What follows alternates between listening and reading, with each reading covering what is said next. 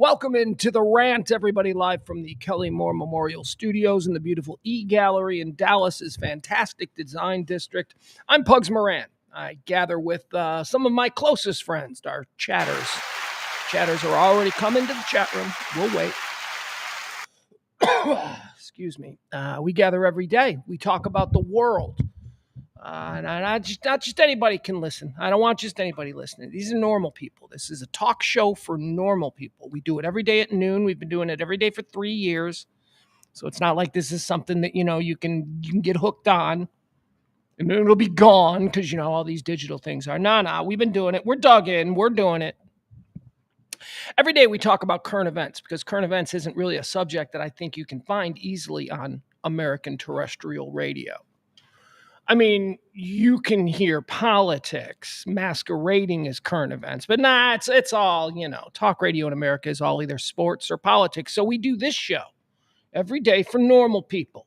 We talk about everything that's happening in the world, and everything that's happening in the world isn't the fault of either Donald Trump or Kamala Harris. That's sort of the lens that we use. We use a more broad spectrum of evidence to try and figure out the world that we live in. We're normal people. What are normal people? Well, I like to say it this way. It's pretty easy if you think about it in these terms. If you've never been kicked off an airplane and gone viral because of it, you're a normal person. If you've never been arrested in a Target over, either like a display, a t-shirt, or a mask, if you've never been arrested for something like that in a Target or a Walmart, you're a normal person and you're welcome to listen. And if you're still invited to family functions, you're a normal person. So that's who this show is for.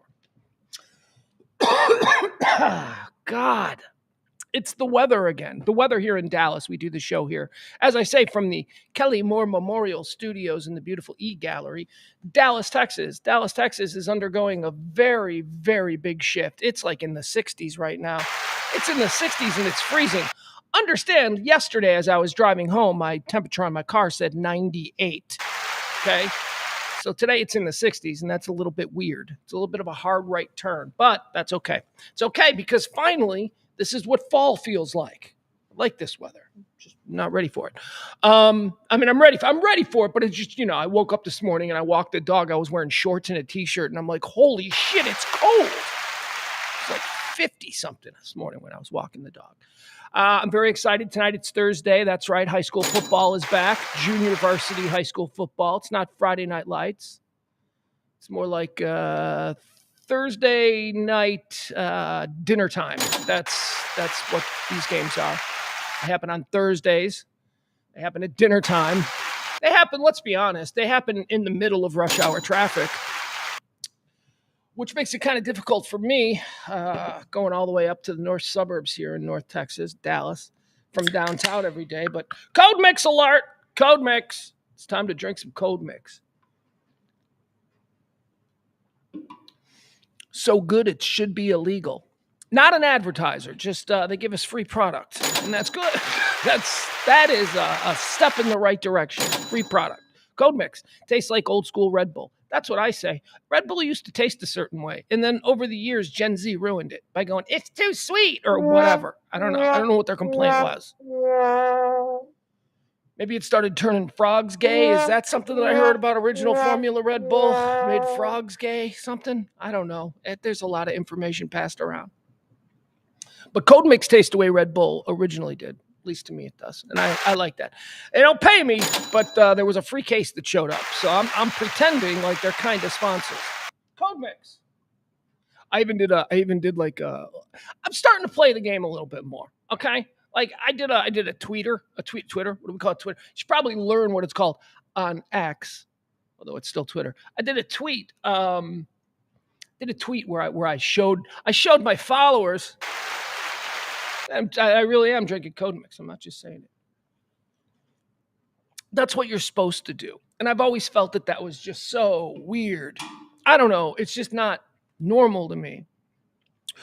The whole, hey guys, like, follow, subscribe, click the like. But I'm trying to kind of do what is reminiscent of an old radio show.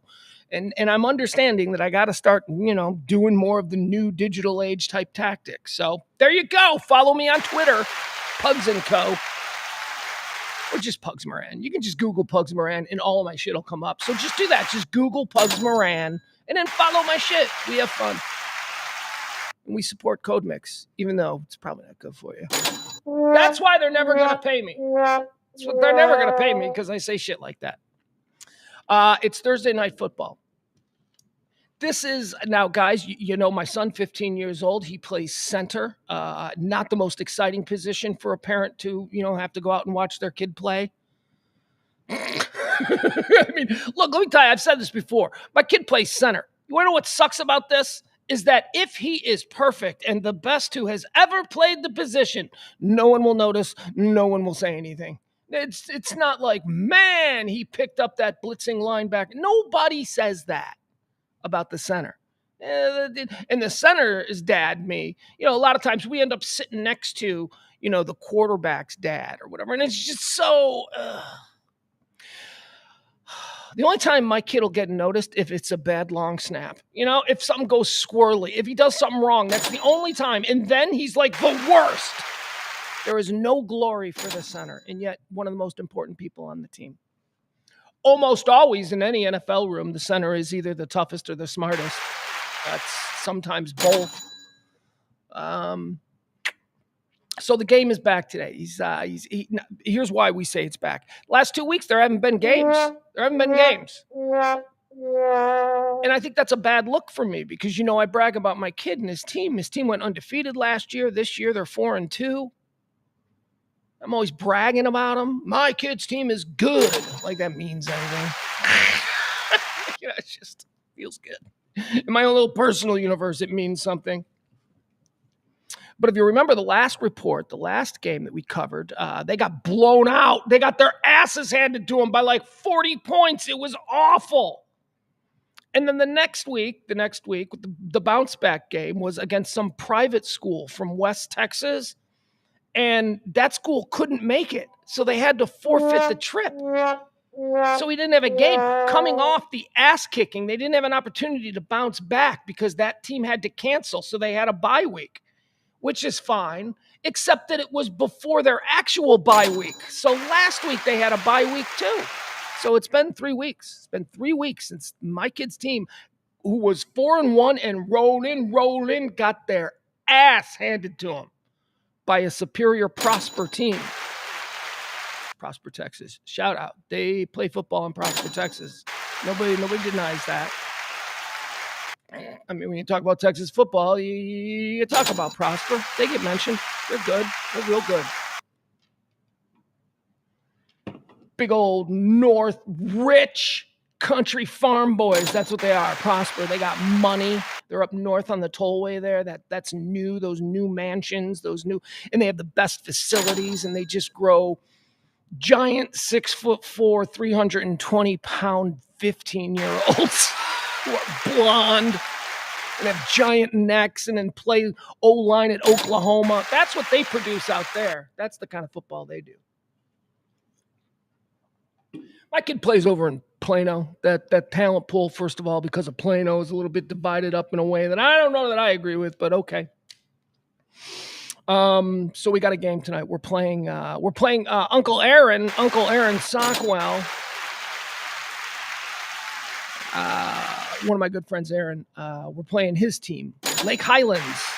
Playing Lake Highlands. Lake Highlands got to come to us. It's a home game. So we'll see. So it's a game. It's game night, Thursday night against Lake Highlands, and I'm going to bring a sweater, maybe even a sport coat. I don't know. It's the first game where it's not going to be 105 degrees in the setting sun. So I don't know. It's going to be a fashion thing. Don't know who I'll sit with. I do know who I'll sit with. I'll sit with mom and stepdad. We sit together. We got a little gang. But we don't have any outsiders. I used to sit with the quarterback's son or quarterback's dad. I don't know. I'm nervous, as I am. I'm a chatterbox. Let's say hi to the chat room. Kevin is in the chat room. He says, is the center essentially the bass player in this metaphor then? That's interesting. Yeah, probably. I mean, yeah, I guess.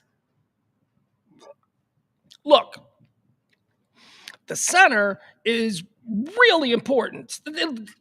Look, I'm glad he plays center and not guard because, guard is kind of boring.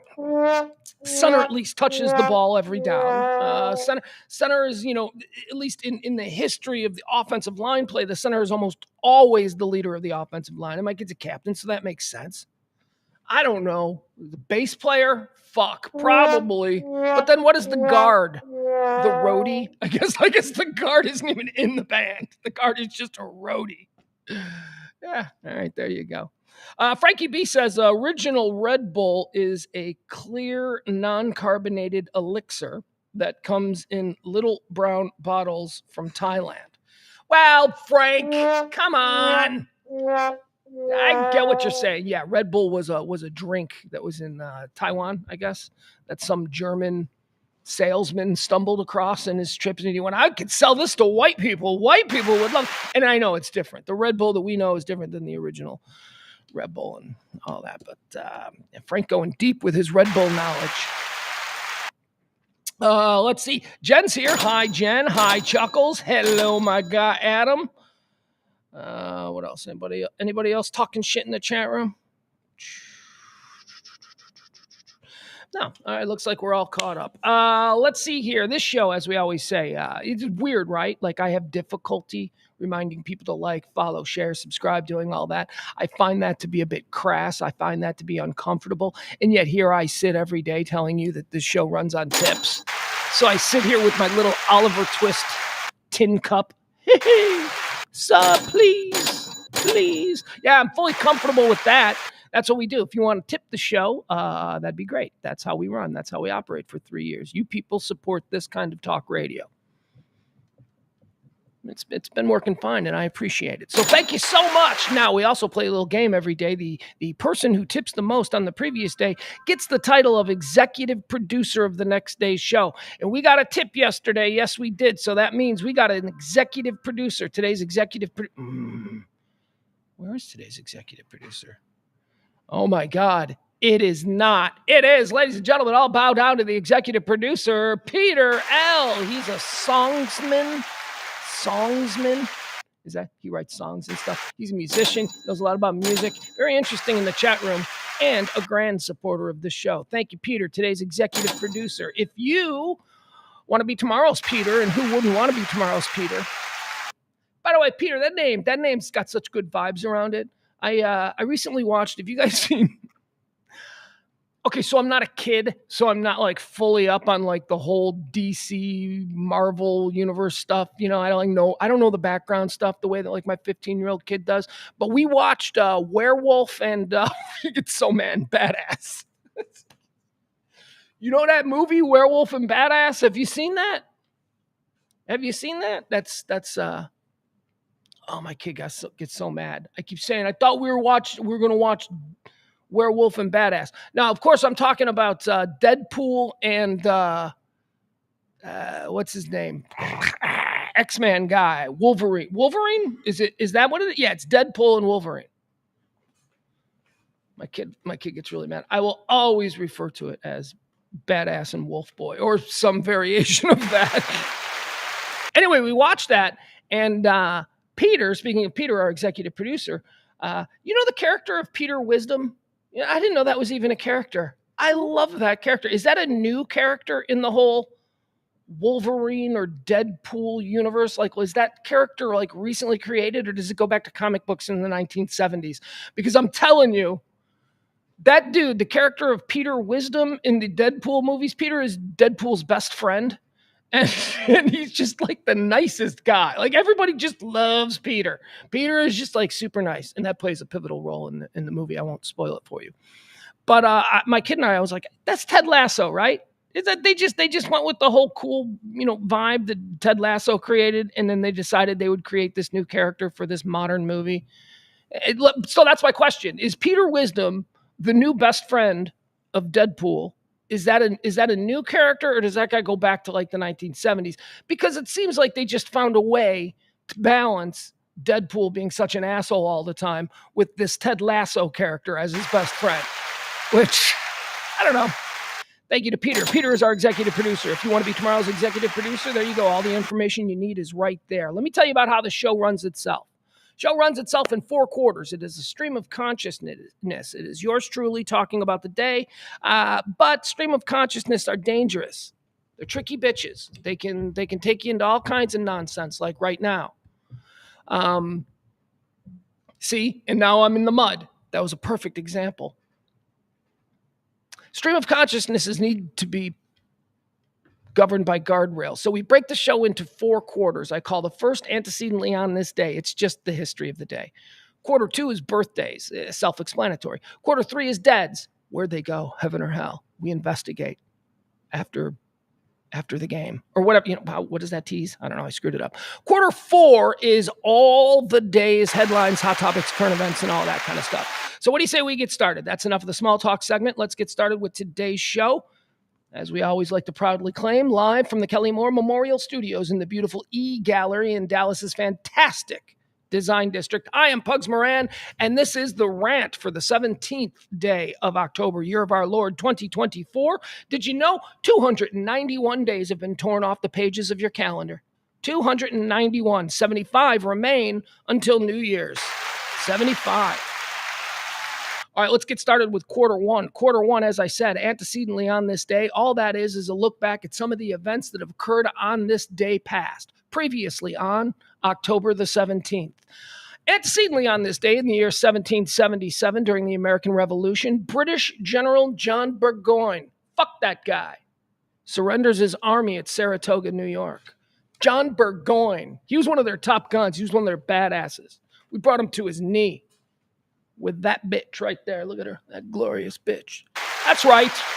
The crazy people on the right do not own the American flag or pride in our accomplishments. Yesterday, we talked about how it was Michael Collins' day. And I talked about how I am proud to say that I descend. And my son, who's 15, is proud to say that they descend from terrorists. At least that's what the British saw us as. We see our ancestors in Ireland, specifically Liam Tobin, one of the members of Michael Collins' 12 Apostles, an assassination crew that was set out into the streets to violently murder British police officers as they just stood on corners. Terrorists, right? Yeah, it's all about perspective. America, we're talking about this great American Revolutionary War. John Burgoyne, a greatly respected European general, was brought to his knees by freedom fighters. See? I don't know, man. It's all about perspective. It's all about whether or not you agree with these people are willing to wreak mayhem over. Let's see here. Not born on this day, I'm sorry. Antecedently on this day, 1781, 4 years after Burgoyne bent the knee, we got another one. British General Charles Earl Cornwallis surrenders at the Siege of Yorktown. Fuck you, Cornwallis. He's another big one.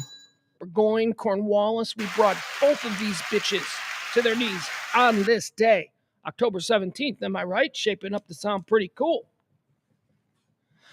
1907 is the day here. 1907, antecedently, Marconi begins the first commercial transatlantic wireless service.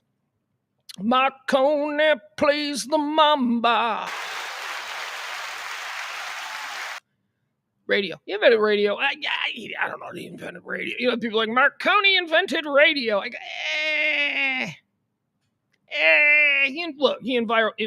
He had a lot of success in the early days of wireless communication.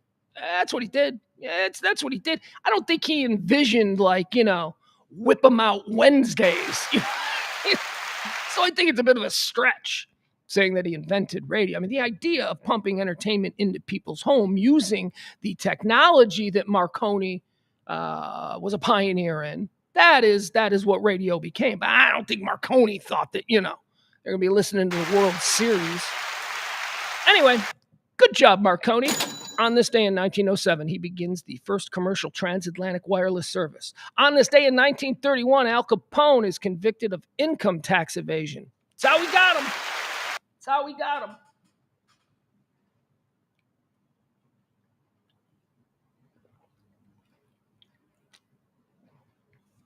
Code Mix. Capone would love it. So Al Capone's an interesting guy. I know quite a bit about Al Capone, being from Chicago, but that's just not it. I mean, if you're raised in Chicago, there is Capone lore everywhere. It's celebrated. It's romanticized. It's mythologized. All of that stuff.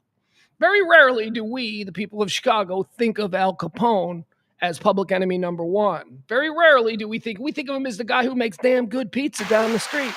Capone's Pizza, man, that place is awesome.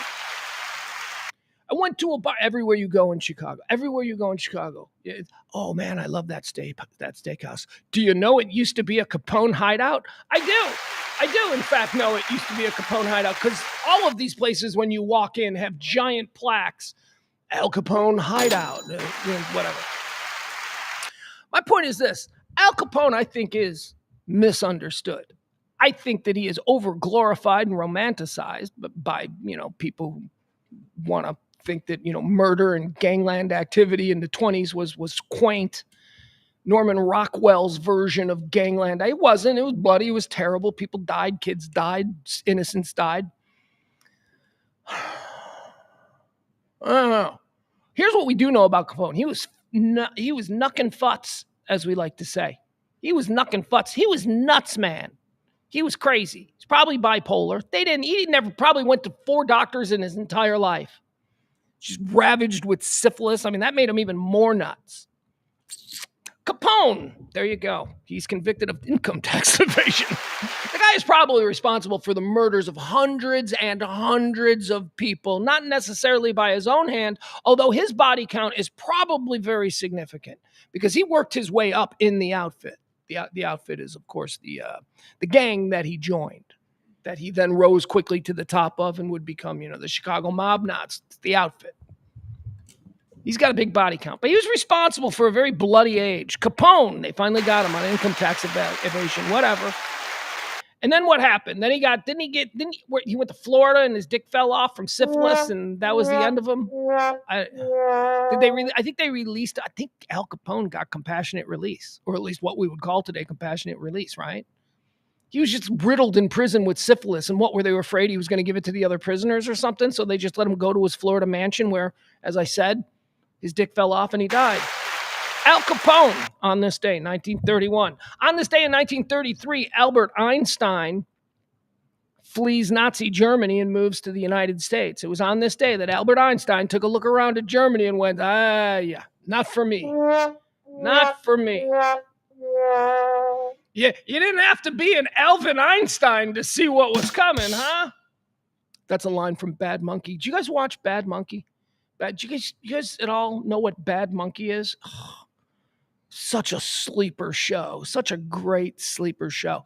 Bad Monkey is, I've been ripping through it because I waited for the whole season to fill up. And so I've been ripping through it. I watched the first episode when it first came out, and I was like, okay, this show has real potential. But it's episodic, and every week Apple TV is going to drop another episode. So now they're all there. So now I'm watching it. Bad Monkey is it's Carl Hiaasen. You know Carl Hiaasen, the writer. He writes a lot about life in Key West. He's very interesting. He's funny, quirky. So it's Carl Hiaasen adaptation. It stars Vince Vaughn as a detective in Key West, Florida, who has been suspended from detecting. So now he's a food cop, meaning he's, the Board of Health. He goes around and he writes, that shit. He's a food cop. He's been demoted. And it's just about this murder that happens and how he gets. It is so good, man. I am not lying. If you guys are really looking this weekend to sort of like find a show that is just going to take over your weekend, you can binge the whole thing. Bad Monkey, Vince Vaughn, Carl Hiaasen novels. It is so good. Check it out. It's funny. A lot of cool ass Tom Petty, because Tom Petty's a big player in Carl Hiaasen's life. A lot of cool Tom Petty music, and it's funny. It's Vince Vaughn funny, okay? So here's what it is. It's probably in the vein. It feels like a serious cop investigation murder mystery, right? But it's a really high-end murder mystery. Like, it's real. It takes twists and turns, and you're like, whoa, because it's Carl Hiaasen. He's terrific. But it's also Vince Vaughn driving the boat. And you either like that Vince Vaughn attitude where it's all, a word a minute, or you don't. I personally, I love it. I love it. So there you go. Anyway, in that show, there's a line where they're talking to a girl, and she says, well, you don't have to be an Albert Einstein or an Alvin Einstein to know that. And I just thought that's a funny line. Happy birthday or whatever. Happy flea day to Albert Einstein. On this day in 1933, he fled Nazi Germany for the United States. On this day, antecedently in the year 1979, the Department of Education Organization Act creates the U.S. Department of Education. On this day, U.S. Department of Education, 1979.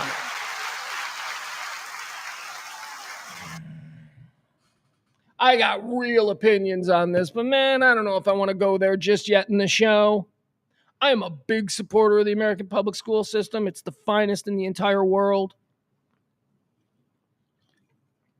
Department of Education needs a complete top to bottom overhaul and possibly a complete new restructuring about who oversees it and how it's. For instance, I would not be opposed to the idea of restructuring the Department of Education so that they are a little bit more beholden to the wants of the people in the communities they supposedly serve from their towers in Washington. But I support, in theory, the idea of the Department of Education. Remember yesterday my federal rant about how I'm so proud to be an American? The United States, a group of people with different cultures who can come together in the simple agreement on basic truths. That's what I love about this country. And yeah, at the executive level, at the highest federal level, I believe there should be an organization that makes sure that you can get a uniform American education from coast to coast. But what if we don't want to have? No, okay, you can have your little spicy extra courses where you learn about, the Alamo here in Texas. Well, of course you can. Nobody wants to take away your specific culture. But there's got to be things we agree on, and we got to have kids in Boston learning the same shit about math and science as the kids in California or the kids in Iowa. That's just normal, man. Come on. We need to take a greater interest in what's going to happen in the next 100 years because shit has changed a lot in the last 20 years, especially with, the whole internet revolution that changed the world in a way that I don't think it's ever been changed before. We weren't prepared for that shit. We were just people in the 60s and 70s and 50s. They were just trying to master whatever it was. No one was looking to the future. Nobody understood how things could possibly change. Nobody was prepared for it. We need to prepare our kids, 2-year-olds, 3-year-olds, however old they are now, our kids, they need to be guaranteed that they're going to have at least some base education provided to them by their tax-paying parents vis-a-vis the government. I don't know. So many people, like, I just wanted my own state. You know what? If we just became our own state, that's fine. You go to war with whoever is the next state. You guys will elect some idiot. And then, the idiot will do, it's just troubles, okay? It's Balkans. It's that. It's Georgia going against Chechnya how many Latvias are there? I don't know. There's a million of them. We're going to have Indiana will be cut in half, right? Because the entire north half of the state is more like in line with the Chicago suburbs because that's what they're closest to. And then the other half is basically Alabama. So what are we going to have? North Indiana now? Shit like that? Come on. Look at that beautiful baby. It's the flag, man. Anyway, Department of Education on this day, 1979. The only reason I rant about this is because I hear just people whose opinions I do not respect. And by that, I mean, just dudes online talking shit about we need to get rid of the Department of Education. We ain't defending. How about we ain't defunding nothing? Maybe we restructure some shit. We ain't defunding the police. We ain't defunding the FBI. We ain't defunding the public school system. Oh, Jesus, man. But there is a lot of bullshit in all of those things, and they do need to be seriously looked at and restructured. That's how I would do it. Antecedently on this day, in 2018, Canada legalizes recreational marijuana. 2018, 6 years ago. That's how much cooler Canada is than us. But, look, I've made this case before. Canada's cooler than America. America's not cool. America's not cool. America is the rich, entitled kid at the party. And they're not the cool kid. Canada's kind of the cool kid. Canada's kind of got an edge. 6 years ago, Canada was like, yeah, man, everybody get high, whatever, what the fuck. It ain't that big of a deal. Not here. Not the uncool kids down here in America. We're still like, yeah. Kamala was first to this. I said a long time ago. I said 2 years ago. Did Beto do this or did Beto not do this? Because I think I remember thinking, man, Beto ought to do this. The most bipartisan issue in this country that can make people cross over from where they thought they were going to vote is marijuana, the legalization of marijuana. It is overwhelmingly supported in polls, in just basic poll after poll after poll that have been done over the last 5 years. It's like 80% of this country is like, just make it legal at the federal level. It's not that big of a deal. And yet, for some reason, the two main political parties have never seen this. I mean, I guess they are they're being funded by old, long-standing entities. You know, the church, for one. For some reason, the church, you can't expect the church as a whole, as a body, to be cool. So, the church still putting a lot of money. It's a whole bunch of other things. You talk about, trust me, if you're interested in this subject, YouTube, there's just millions of documentaries.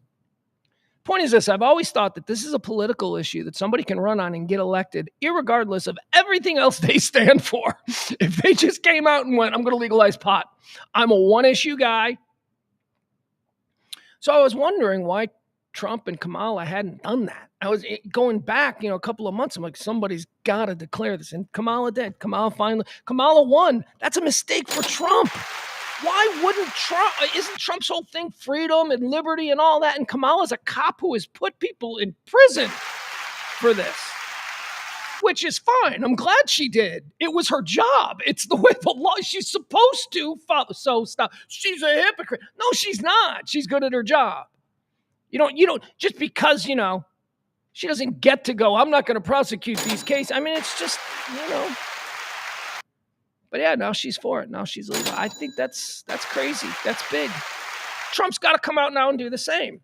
Like what Trump will probably do is, she stole that from us, or, because Trump was talking about it. They were floating it months ago. And I was like, that's killer for Trump. He's got to do it.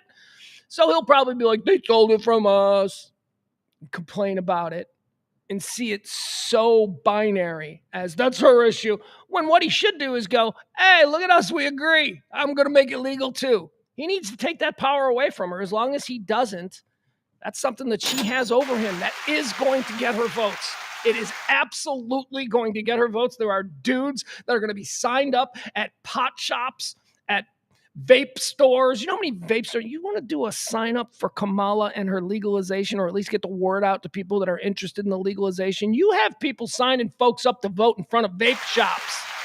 Those dudes weren't going to vote. They might now. Trump needs to get on this. Trump needs to come out today with Tommy Chong, or I don't know, something like that, and just be like, we now believe that we also will legalize marijuana. It was on this day in 2018 that Canada, our cool cousin, they made weed legal at the federal level. That was on this day. All right, moving on. Antecedently is in the books. Let's go now to birthdays. These are people who claim it's their birthday. I don't know. I haven't spoken to their mothers. This is just the published reports. Born on this day in 1902, Irene Ryan, Granny from the Beverly Hillbillies. Granny. Would ya? No. On this day, born in the year 1918, Rita Hayworth, American actress, singer, and dancer. All right, so we're going to bring up some Rita Hayworth. Maybe you don't know what Rita Hayworth looks like. Maybe you've never heard of Rita Hayworth, and that'd be fine. That just means you ain't 60 or whatever. I shouldn't know. I shouldn't even know who Rita Hayworth was. It's not like she was doing movies in the 70s and 80s. All right, but I'm going to show you. We're going to bring up Rita Hayworth here. I'm going to show you her. And by the way, the answer to the question, would you? The answer is yeah. Yeah. Rita Hayworth is a smoke show. Here you go. All right, so here's a little Rita Hayworth, old lady. She's old lady hot, huh? She's probably like 15 here. Hollywood back then. Here's a picture of 15-year-old Rita Hayworth. She looks like a 40-year-old divorcee. But no, here's why I want to show Rita Hayworth. You guys, longtime listeners, you might know about my what I've got a couple of core rants that I go off on. One of them being that Marilyn Monroe is like the most overrated chick in Hollywood history. I always make the argument that why do we pretend like Marilyn Monroe was so beautiful? That's not true. She wasn't even the most beautiful of her time. Yes, she was. There was nobody. And then, you throw down pictures of like Audrey Hepburn and Sophia Loren, and it's obvious. Like I say, man, Marilyn Monroe looks like a chubby hot girl who works at a Gap in Akron. That's on her best day. That's what Marilyn Monroe was. So here we go. Here's Rita Hayworth. Here's another contemporary, undeniably hotter than the way overrated Marilyn Monroe. What's going on there? How's her boobs look? All right, I know. Look, she's long dead. This isn't weird. Actually, that might make it weirder. Yeah, Rita Hayworth was good. She was good. Look at her. She's very pretty. That hair had to suck, though. That hair had to be the worst. Like banging a hot chick in 1943, with that 1943 hot chick hair. That's not... Things get stuck in there. And I also don't know that bathing... Were our grandparents dirty? Do you think our grandparents and our great-grandparents were dirty? Like, how often did they bathe and shower? I talked yesterday about how we should not have a limit on showers. If you enjoy taking showers, you should take as many showers every day as you want. But I'm wondering if that was the case like in 1943. Was there like shower rations because of World War II, I don't know. Anyway, happy birthday, Rita Hayworth. Madonna says she gave good face. Right? Isn't that the lyric from Vogue? Vogue. Rita Hayworth gave good face. I think that means that she's pretty. Like she gave good face, like she photographed well. I don't know. I get the sexual double entendre and all that, but I think Rita Hayworth gave good face. I think that means she was beautiful. Don't shit on my innocence if it means something awful. No, actually, in the S&M world, face is a euphemism for it. Fuck you. Born on this day in 1938, Evel Knievel. Oh, you want to know why Gen X dudes aren't pussies? I mean, we're not all Bautista or whatever, but we're not crybabies. We're not really pussies. Gen X is the last generation to truly have serious masculine examples in the popular culture. Evel Knievel. If you're Gen X, man, you got Evel Knievel. You got, who else? Muhammad Ali. And, of course, Bruce Jenner. Yeah, I always like that. Seriously, this is a very serious thing. Gen X, when I was a kid, I was 10 years old, and I had to think of, like, who is the quintessential American male? I would have seriously been like, well, we got Evel Knievel. He's just the most awesome. Muhammad Ali, he's like the toughest. And then we got Bruce Jenner. He's like the greatest athlete ever. We were told that Bruce Jenner was the greatest male athlete of all time. Gen X. And then what happened? Like 10 years ago, they totally pulled the rug out from under us Gen X dudes. All us Gen X dudes were like Muhammad Ali, Evel Knievel, Bruce Jenner. And then it's like, Bruce Jenner's now a chick. And we're like, what? What? I mean, no judgment, but you got to understand that I had a poster of him up on the wall. I used to eat Wheaties. He was on the Wheaties boxes. We all wanted to be like him. If you were a young athlete in 1982, Bruce Jenner was the goal. So please excuse us, Gen X males who are now crashing into our late 40s and 50s when this news was revealed to us. Excuse us if we need to take a breath on this one. Evel Knievel, born on this day in 1938. Born on this day in 1947. How about Michael McKean? Michael McKean's really funny. Michael McKean, of course, one half of Lenny and Squiggy from Laverne and Shirley. Michael McKean, of course, he was Better Call Saul. Yeah. Chuck. He was Chuck? He's Chuck? Yeah, he's Chuck. He's Charles. Charles Chuck. What's Saul? What's his name?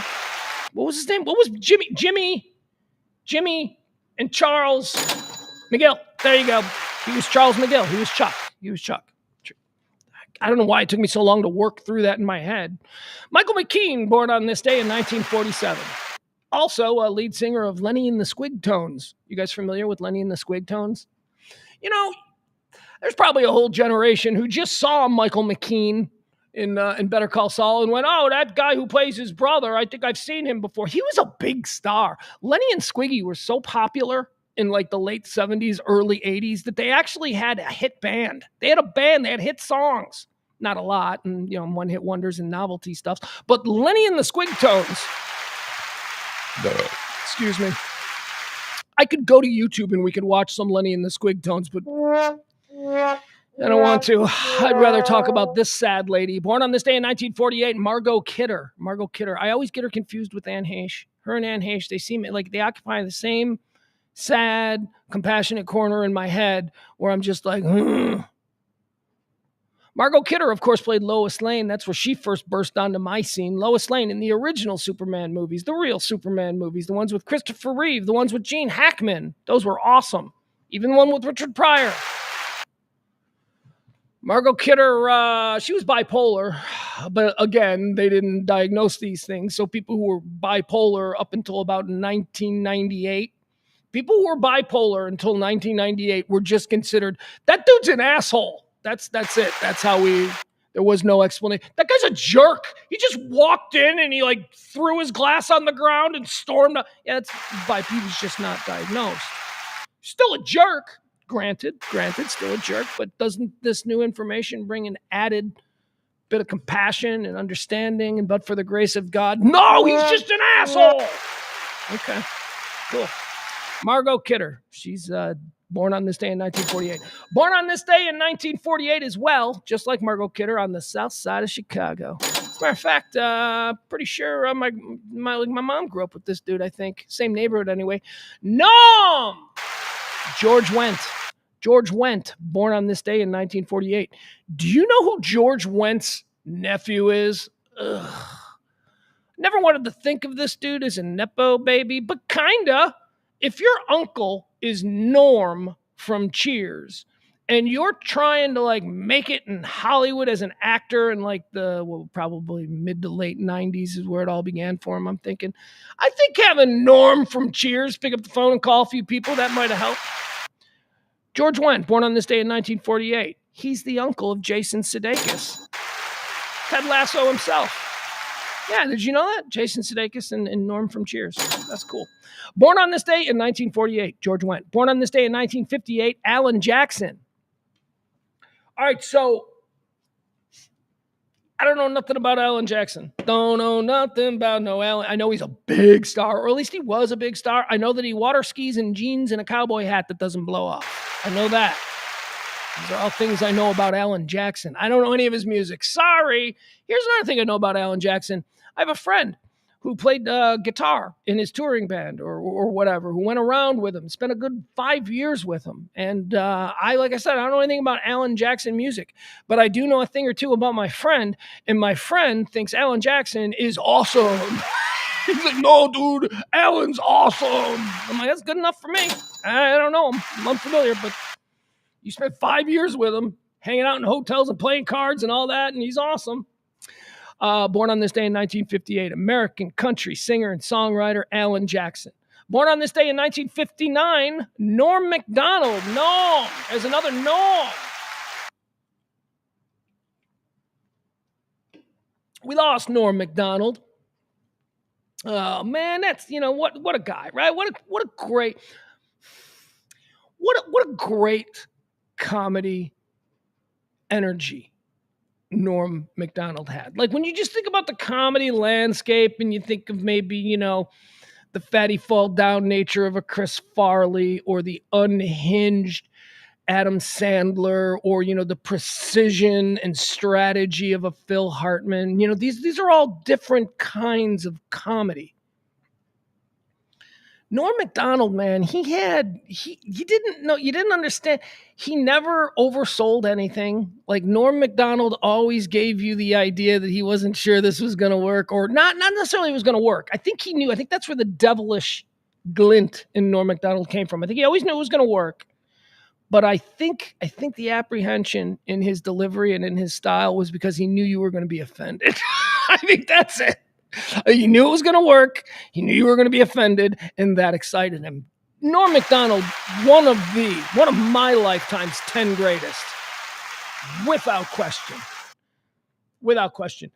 Born on this day in 1959. Born on this day also in 1959, American film critic Richard Roeper. Richard Roeper is a film critic. I'm going to mention Richard Roeper because I know Richard a little bit, or used to, I should say. Stopped really knowing him 20 years ago, for being honest. More than that. But Richard used to do, he was partners with Roger Ebert in the At the Movies syndicated movie review show and all that stuff. And he was a big writer in Chicago and all that stuff. He had a radio show on the station I was at. And he was good. He was a good guy. He was a good guy. Here's what was awesome about him. So I socialized with him a couple of times because we had mutual friends. Me and him weren't friends, but I was friends with somebody who was also friends with him and blah, blah, blah. I remember we went to a comedy concert. There's a group of us, probably about 6 of us. It was all couples. It was me and my ex-wife at the time, probably my fiance, him and another couple and some friends of mine. Okay. Anyway. All radio people. We all worked at the station together. So we're standing in line with Richard Roeper, and what you got to understand about Richard Roeper at this time is that he had a girlfriend. He was dating, like the girl that we were standing in line with was Mia Sara. Do you know who Mia Sara is? She played Sloane Peterson or Sloane Peterman or whatever it was from Ferris Bueller's. That was his real life girlfriend. Hey, how cool is that? I'm like, literally, we are on. So at one point I turned to, and we didn't go there. We did not go there because this would have been awful. But of course, my wife at the time, her name was Sloane. Her actual name was, so it would have been real corn dog for me to go, hey, I'm here with a fake Sloane and a real Sloane. We didn't do that because we were cool people. But anyways, there was a moment where I do remember turning to her and I go, can you fucking believe that we are standing on Navy Pier in downtown Chicago with somebody who starred in Ferris Bueller? How weird is this? This is crazy. I don't even remember the comedy show. Yes, I do. Louis Black. It was Louis Black. It was Louis Black, and he was playing at this outdoor thing on the end of Navy Pier. All right, Richard Roeper, happy birthday to him. He's a good guy. Seems like a good guy. Born on this day in 1959. Born on this day in 1962, Mike Judge. Mike Judge, the genius from Garland, right? Isn't he from Garland? He's got to be. Where's Mike Judge from? Is he from Garland or is he from, not Arlington? What's that other place that's next to Garland that I always get it confused for? Well, you know what? Why don't I just click on this and see where my Judge is from? But I thought Arlen in King of the Hill, his long-running situation comedy about essentially his life growing up, I thought the fictional town of Arlen, Texas was supposed to be Garland, Texas. But I don't know. I could be wrong. I bet you guys know. He was born in Ecuador. All right, early life. Where did he grow up? Santa Clarita, California. All right, his dad came to University of Texas, and where did they move? Richardson. His home in Richardson. Richardson. All right, there you go. That's fine. That would still stand up. Garland. There you go. All right, so it says he went to high school and all that in Richardson. Is he the coolest person to ever come from Richardson? What the fuck, Richardson? Because I'm like, well, who else cool would come from Richardson? And I'm like, Vanilla Ice. Jessica Simpson, Ashley Simpson, Cody Simpson, probably other people too, but still got to go with Mike Judge. Mike Judge, coolest person from Richardson. Born on this day in 1962. Born on this day in 1972. How about Eminem? Ooh, Eminem, 1972. He's so cool. I like Eminem. He's so cool. He's so talented. I remember when he came out and it was just like, he's the worst thing ever. And like people who actually listened to his lyrics and stuff were like, worst thing? I don't know. Maybe most talented. I don't know about worst thing. God, he's such a great storyteller. He invented a new way to tell a story. He took the art form of hip hop. And look, I know I'm no historian, so I don't want to embarrass myself. But I am a fan of certain artists in hip hop. And I know that what he did, especially in his first 2 albums, was completely overturn the expectation of what hip hop could sound like as far as storytelling went.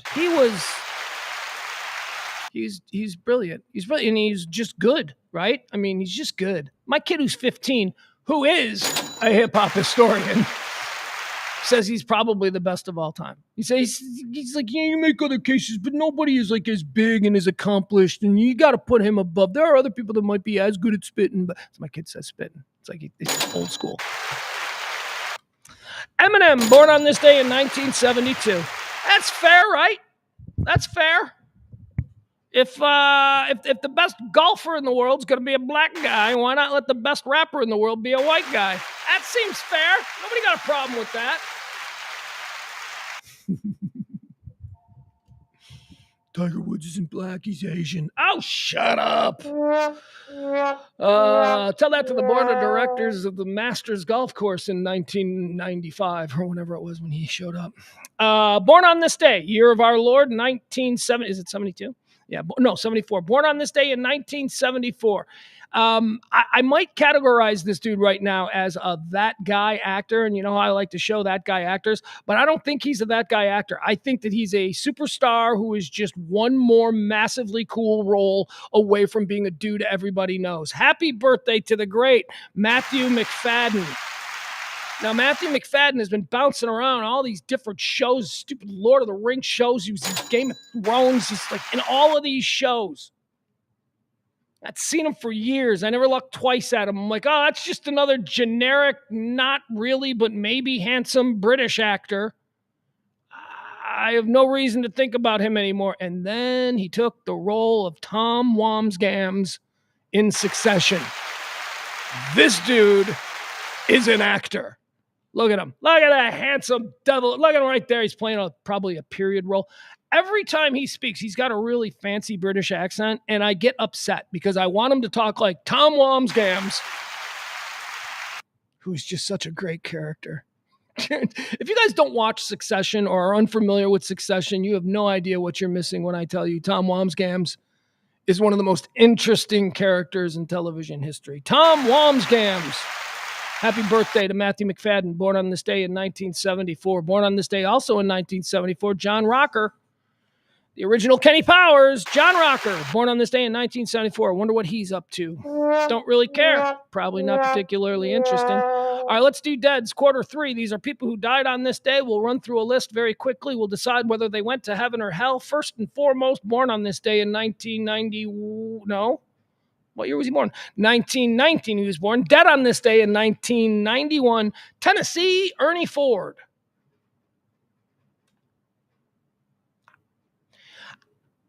He's an icon, right? He's like country music icon.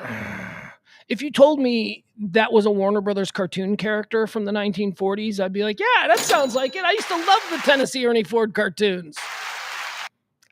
We're going to put him in heaven because I think he's a dude that's revered.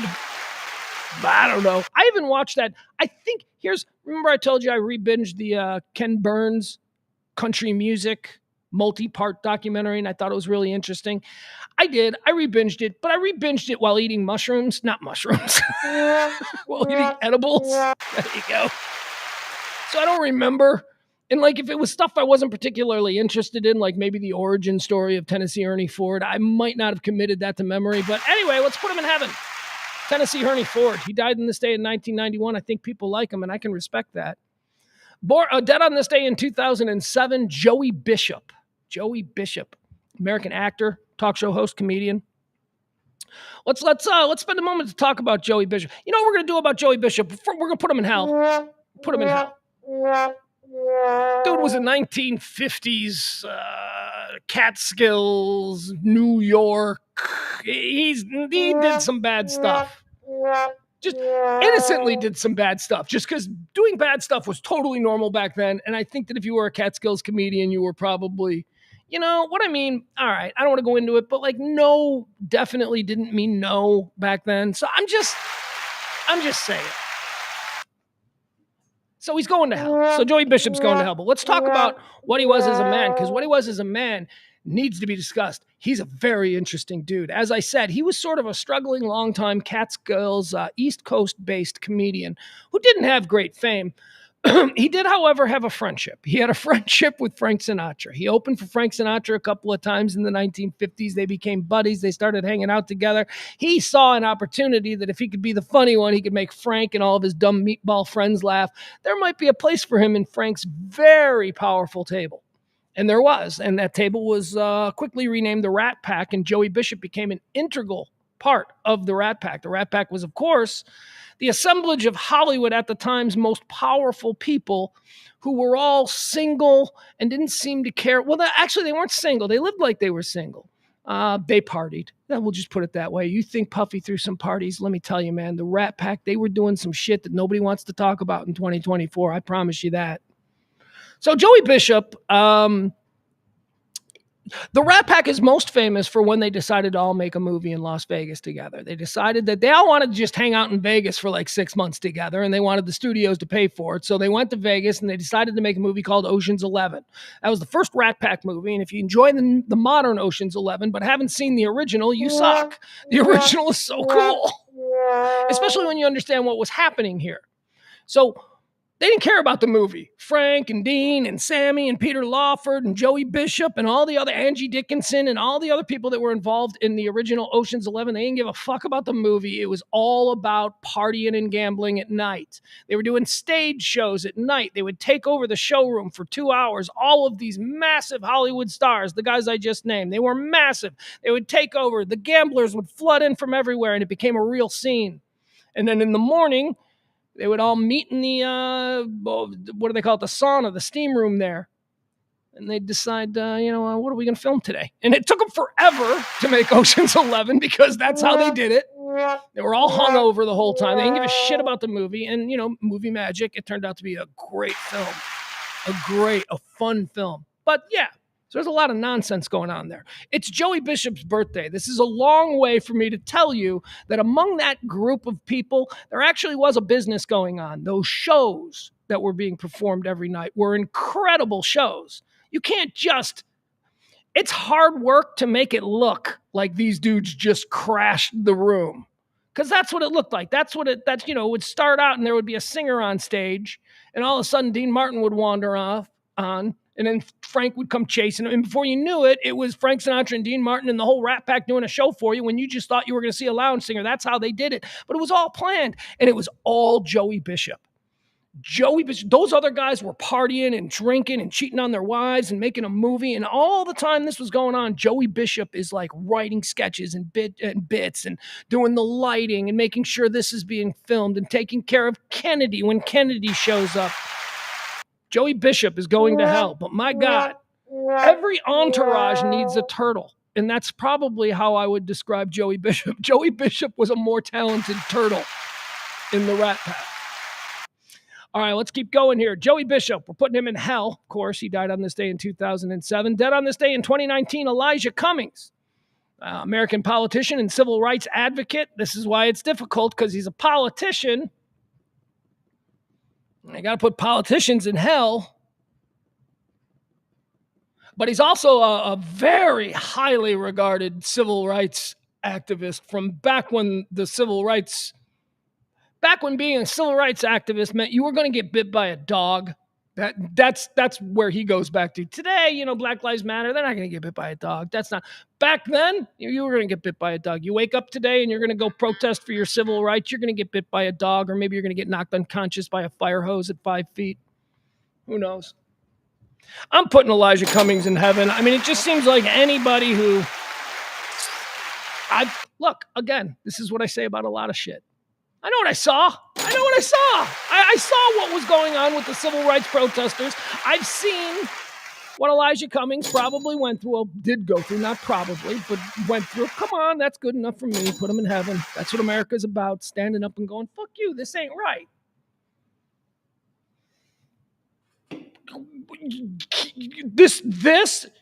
You're letting that dog bite that man because he wants to sit at a counter and have coffee? The fuck? You don't have to be a genius to realize what side history is going to take on that. Anyway, all right, there you go. That's it. Those are the first 3 quarters of today's show. We've run through them. I hope you're with me. I need to take a quick break. I know we've been doing this, but I apologize. I need to run to the bathroom very quickly. And so here's what I'm going to ask you to do. All right. I'm going to run to the bathroom. I'm going to put the be right back sign up. We're going to get it. We're going to get in now to the, the real stuff of the show, the fourth quarter, the hot topics, the current events, all of that stuff. Here's what I want you to do. All right. I'm going to be gone for just like a minute. I swear to God, it's not going to be long. I just got to run to the bathroom. Coat. This piss break brought to you by Code Mix. Code Mix. It's probably going to be illegal soon. Here's what I want you to do. While I'm gone, I want you to stare at that flag and I want you to think about how lucky you are to be an American. All right. I'll be right back. Oh, man.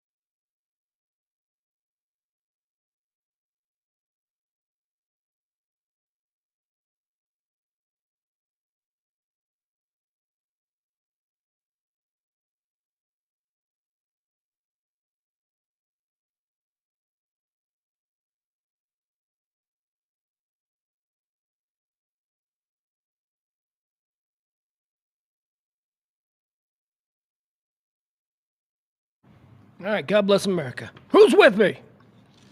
Traitors, communists, you people. If you didn't say it, that's what you are. All right. Thank you. I apologize that I just had to. You know how it is. You know how it is. Sometimes you got to go. Kevin Barber says Tom and Greg, great comedy duo. That's a Succession reference.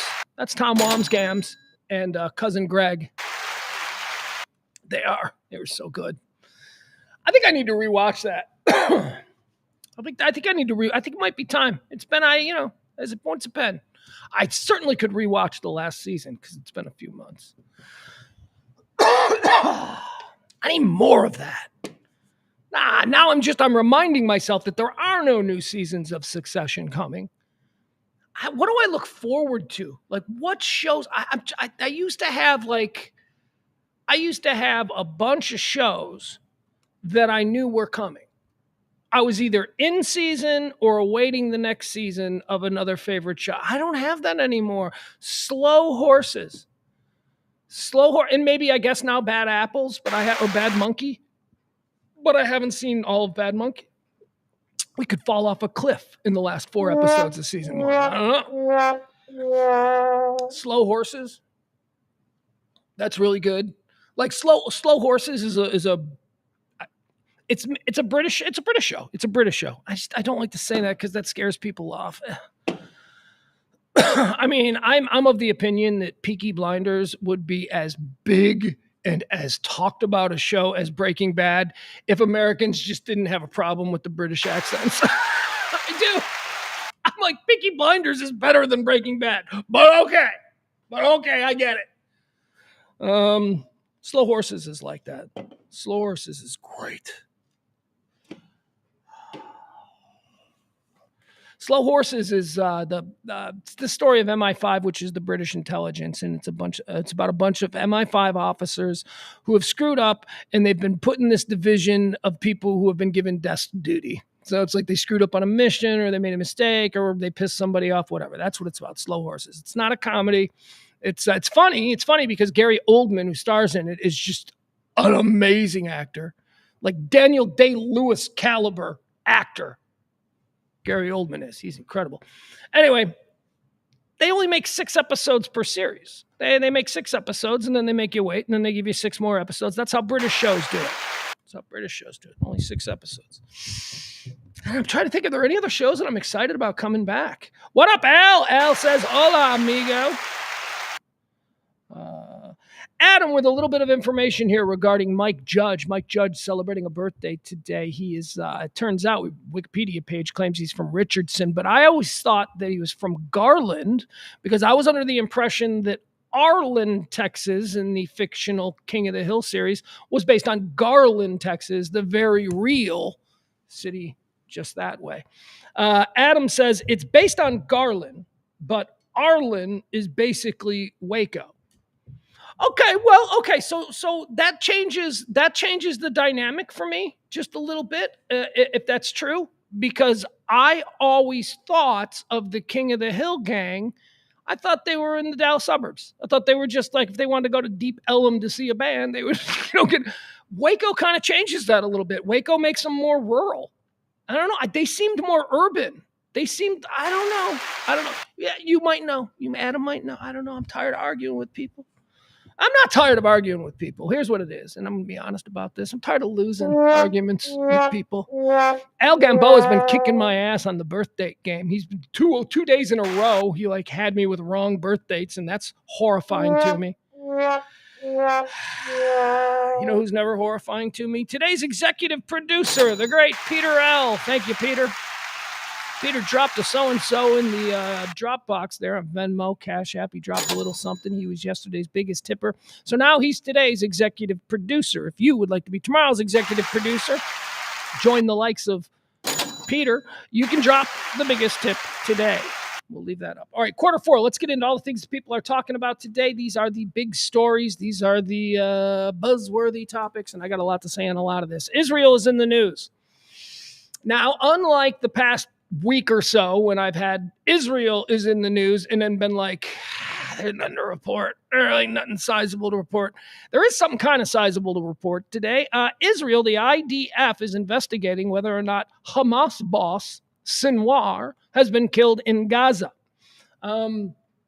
He's specifically the guy that they believe is the architect of October the 7th, which would be a good get for them, the IDF, Seems like more of that, less dead kids on a playground. That seems more killing the guy who planned October 7th, the thing that started this, less accidentally blowing up a hospital. See, that's what Israel needs to be doing.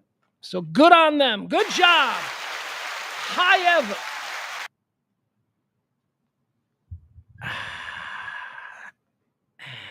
doesn't it seem like they kill the leader? How many leaders? You know what I'm saying. They're always killing the main bad guy. And then next week, they'll kill the main bad guy. And then next week, they'll kill the main bad guy. And all of these bad guys in the reports, it'll say something like, was an architect of October 7th. You know what I mean? How many? I've heard that already used. When the Iranian guy got killed or disappeared, they said that he was the architect of October 7th. So now it's Sinwar. They got him. They think they got him. They're not sure. All right. Whatever. I mean, hey, the guy sounded like he was bad news, and it's probably better for all of us that he's no longer sharing oxygen. Let's move on. Liam Payne is dead. And if you're like me, you've spent the last 24 hours learning a whole lot about Liam Payne, a name you've never heard before. Let me tell you how this played out for me. This was kind of weird and happenstance because I would not have maybe this is why I'm more juiced up about this story. So my TV, when I turn it on, when I walk in from a hard day here at the Kelly Moore Memorial Studios, I will walk in and I will grab the remote and I will turn the TV on, and the default channel that my TV comes on is Sky TV. Part of the reason I watch a lot of Sky TV. I walk in, turn the TV on, it's Sky TV, start doing something. Before I know it, I'm watching Sky News, which is British news. It's like CNN or Fox News or MSNBC, but in Britain. And, it's their view of the whole world. And it's very interesting. I love it. I do not think we should only get that. I mix in other things, but their perspective is an interesting one to have. So it's like 7 o'clock last night. I walk in, I turn on the TV, Sky News pops up, and I'm looking at it, and they are in a tizzy, people. Oh my God. Sky News is in a freaking tizzy. It's like 9/11 happening there. I'm like, what is going on? And they're talking to somebody, and there's commuters, right? It was like at night, and they were at a train station, and people are crying. And I'm like, what is going on? Who died? I seriously thought the king died because I wasn't looking at the TV. I was in the bathroom, and the door was open, and I'm hearing all this. I'm like, did King Charles already die? What the hell? No. And I get in there and I look at it. It says, Liam Payne, 31, dead in Argentina. And I'm like, oh my God, who's Liam Payne? That was the first. That's where I went.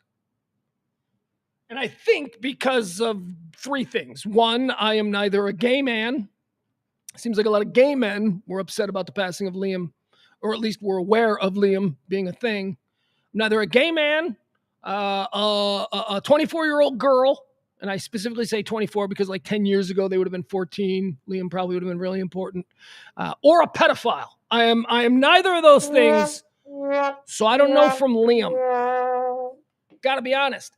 Don't even know a whole lot from Harry Styles other than he seems to have broken through as a pop culture phenomena. And, you know, I've heard that Watermelon Sugar song, and if I'm being honest, it kind of slaps. As me and my 15-year-old will say, or as I'll say, and then he'll cringe. Don't say that. I'll say what the fuck I want, kid. Groovy.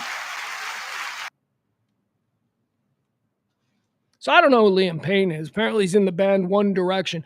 But I'm watching, so I don't know who this is. Imagine it. This is like a dude coming out of a coma watching Sky News last night. So I don't know who this guy is. And they are talking to everybody, man. It's like, Sir Paul McCartney has issued this statement. I'm like, what? Paul McCartney? Huh? Former British Prime Minister Tony Blair and his wife send a condolence. I'm like, what? Who is Liam Payne? And I'm like, oh, boy band. Must be from a boy band. Oh, okay. And then they're like, he's from One Direction. And I'm like, what? The fuck is One Direction? What is that? Again, neither a gay man, a girl who was 14 in the year 2014, or a pedophile. So I don't know what One Direction is. Okay, of course I do. I've heard of them. And I know that is the band that Harry Styles comes from. And I can even do you one better. I can go deeper than Harry Styles.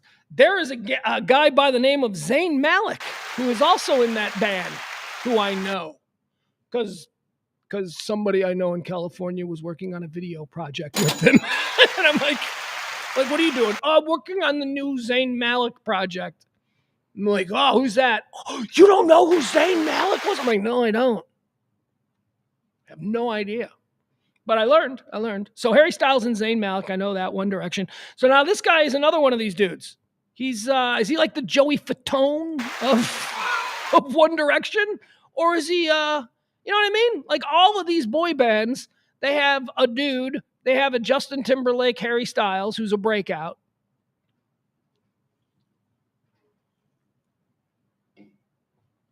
And then they got a bunch of other dudes who end up on like Home Shopping Network in 10 years. Is that what this dude Liam was? I don't know. Hold on. I'm going to fix this. All right, let's go into the details. So he's down there. Oh, another one of the dudes in the band that I'd never heard of. A guy by the name of Niall Horan. I'm probably getting it wrong. I don't know. Anybody's got a teen daughter or something, or maybe it's not even that, because they were in a boy band 10 years ago. So this is like girls in their early 20s would know these things.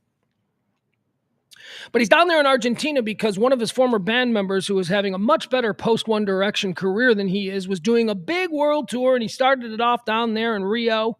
And so this guy Liam Payne, he goes down there and he's going to hang out and he's going to see his buddy, who's apparently crushing it in the business. And he is not crushing it. As a matter of fact, last week he was dropped by his management team. He also has been somebody reportedly to be battling drug and alcohol addiction. So things have not been going really great for Liam Payne. Yesterday, it's reported that somebody fell from a third-story balcony at this fancy hotel there in Argentina. And it was quickly confirmed that it was, in fact, Liam Payne of One Direction. I don't know. But it is a big deal. I know I'm making light of it, but really what I'm trying to do is make light of the fact that at my age, I am so out of what's cool and relevant that I have no idea.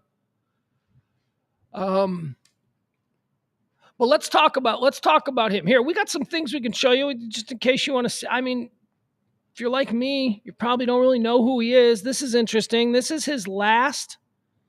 Hold on. Let me find it. This is his last Instagram. And this is like an hour or two before he died. I think he says what time it is. So he died at 5 p.m. this day. I think he says it's like 2 o'clock. So this is like 3 hours before he falls from the 3rd floor balcony of his hotel room. Now, before I show you this, I probably need to give you a little more context. So before we watch this video of him 3 hours before he died, some people are saying he jumped, suicide. Some people are saying he fell, slip and fall, accident. Well, who's responsible if he fell? Well, there are also a whole bunch of reports. Look, I guess we knew. I didn't know this, but they're talking about it in the press like we all knew. We know that he's got drug and alcohol problems, and he's probably been messy and sloppy in public before. So people, expect this from him. Maybe he's that one in One Direction, the one that's, gets kicked out of hotels. So yesterday afternoon, he's acting a fool. He's acting erratic to the extent that the manager of the hotel calls the police on their super famous guest. How far down the road of being a nuisance did this guy get that the manager was comfortable calling the police on a super famous guest? And what I mean is hotel managers at these kinds of places where a One Direction star might stay, these kinds of hotels, they put up with a lot. And they, as a last resort, they're going to get the public authorities involved. That is as a last resort. Discretion is very important. So how crazy must Liam Payne have been getting yesterday that the manager of the hotel decided to call 911? We'll listen to that 911 call. But first, a couple of hours before that, I guess, happened. Let's watch this. This is the last Instagram from One Direction star, Liam Payne. He died yesterday in Argentina. He fell or jumped or whatever. I don't even know how to categorize it. Hold on, we got to do this again. Here we go. Again, this is weird. This guy would be dead in 3 hours. Morning, everybody. Here's a little video of me. It's rude to put hats on the table. Sorry. Is this your hat? Yeah. Children. It's a lovely day here in Argentina. This is the breakfast table. I'm just eating an orange. Just enjoying coffee and breakfast, even though it's like 1 p.m. Literally, we sleep in every day until at least 12. We're such losers. That was interesting because his girlfriend, somebody named Cassidy something, is in Miami. She left him in Argentina 2 days ago. Right? Like, this is the girlfriend that everybody is like talking, they're serious. Like, they've been together, they're exclusive and all that. And now here he is yesterday. I don't think that's his girlfriend. His girlfriend was supposed to be in Miami. So who is this? Who is this here on Instagram saying, yeah, we sleep in? I mean, so this girl Cassidy, who is Liam Payne's girlfriend, who left 2 days ago, did she yesterday afternoon, because she follows Liam Payne every move on Instagram. She's the girlfriend of a dude who was in One Direction. You don't think she's jealous? You don't think she knows that he can just get laid anytime? She's watching and stalking her boyfriend because she had to go back to New York or Miami for modeling work while he's left down there being all upset because his former partner in One Direction is doing way better than him as a solo artist. And he's, self-medicating and all that. So that girlfriend, Cassidy, whatever her face is, you don't think that she saw this yesterday afternoon? Looking at this shit, she's like, oh, there's my boyfriend. And then the camera pans and it's some blonde chick going, yeah, we sleep in till 1. All right, so my point is this. telling you, man. The girlfriend, she'd be in her right to blow up his phone in the minutes after this gets posted, going, what the fuck, are you cheating on me? Causing a whole emotional thing that may have culminated with this dude going over the balcony. It's just weird. I think that's interesting that knowing what I know about all the published reports, his girlfriend left him 2 days ago. People were concerned that he was going to be on his own. I mean, he wasn't dangerous or anything, but they're like, he can get into trouble when he's on his own. The girlfriend left 2 days ago, had to go to Miami for modeling work, and then he posts this yesterday with some other chick talking about how they're sleeping in till 1. I'm just saying that could have caused a problem between him and his girlfriend. That is interesting when you understand that 3 hours after this, he would go tumbling off the 3rd floor balcony of his hotel, and the whole world is upset about this tragedy. All right, let's keep watching. Morning, everybody. Here's a little video of me. It's rude to put hats on the table. Sorry. Is this your hat? Yeah. Children. They're being playful like people who had sex. Those 2 people have had sex. And if you're his girlfriend in Miami, this is his last post, hours before he died. If you're his girlfriend in Miami seeing this, aren't you going, wait, who's that? It's a lovely day here in Argentina. What is this? I don't know what that is. This is the breakfast. Who the fuck is this, Liam? I mean, I'm sure let's see the phone records. I promise you there were some texts that said, who the table. He's introducing I'm her? just eating an orange. Just enjoying coffee and breakfast, even though it's like 1 p.m. Literally, we sleep in every day until at least 12. We're such losers. Every day, like this has been going on. And she's like comfortable. We're such losers. No. No. Morning, everybody. All right, there you have it. That is the last video posted by the late Liam Payne. What else do we have here? We got a whole bunch of other stuff. Drugs. Oh, let's see. Okay, so this is what the hotel room looked like. So again, we're trying to figure out, did he fall? Did he commit suicide? Was he thrown? I don't think anybody thinks he was thrown. We'll show you these pictures. And then I'll tell you what I think happened in this hotel room.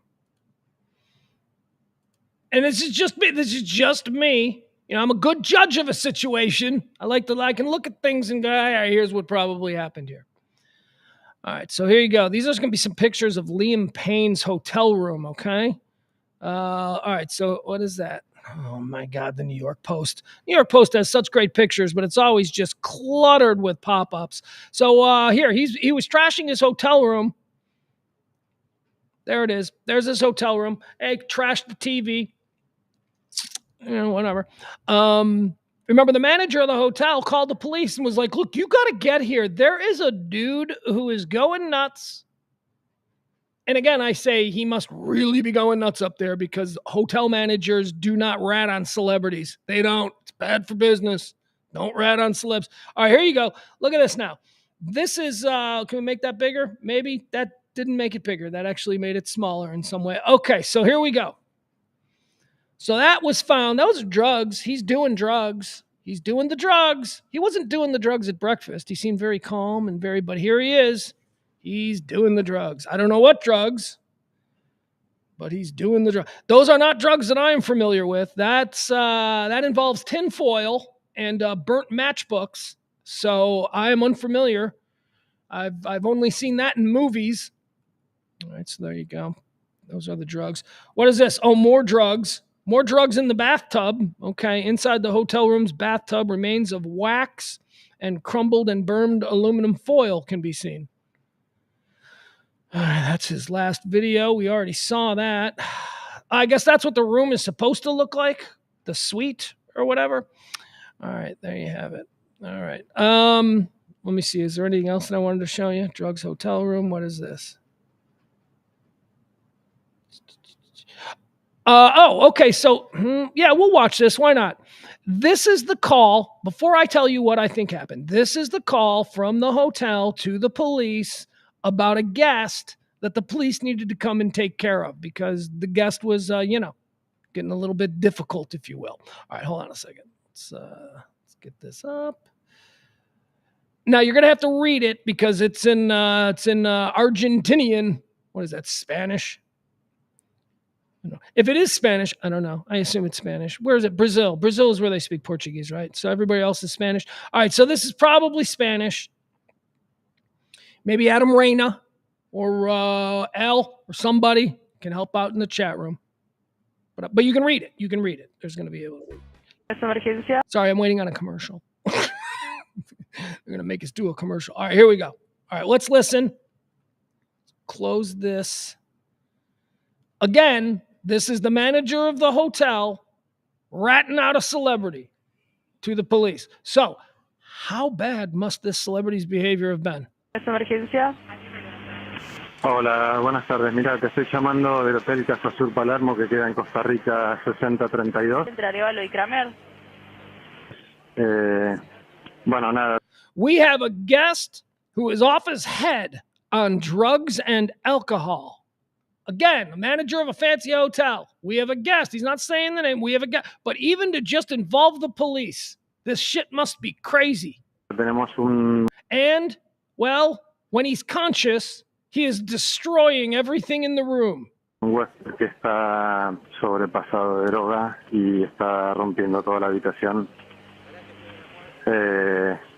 We need you to send someone, please. Así que necesitamos que venga alguien. Entiendo, me dice entonces que es agresivo.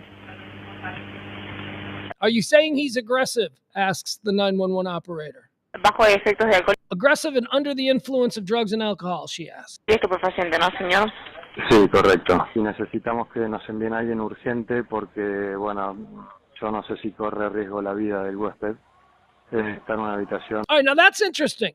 The manager says, you need to send somebody quick because I don't know if there's a risk of life to this guest. So at this point, the manager, without telling too much, because he understands that this is probably being recorded. I mean, he is the manager of a fancy hotel where a bunch of celebrities stay, so he knows how this works. But the manager is like, he might do something to himself, which is certainly interesting considering what we know happened just a few minutes later. So here's what I think happened. Boom. Okay. Liam Payne. Here's what I think happened here. I think he's going through some stuff. I think that he's having a very difficult time watching his bandmates become these incredibly powerful people, which apparently they are, and he's not.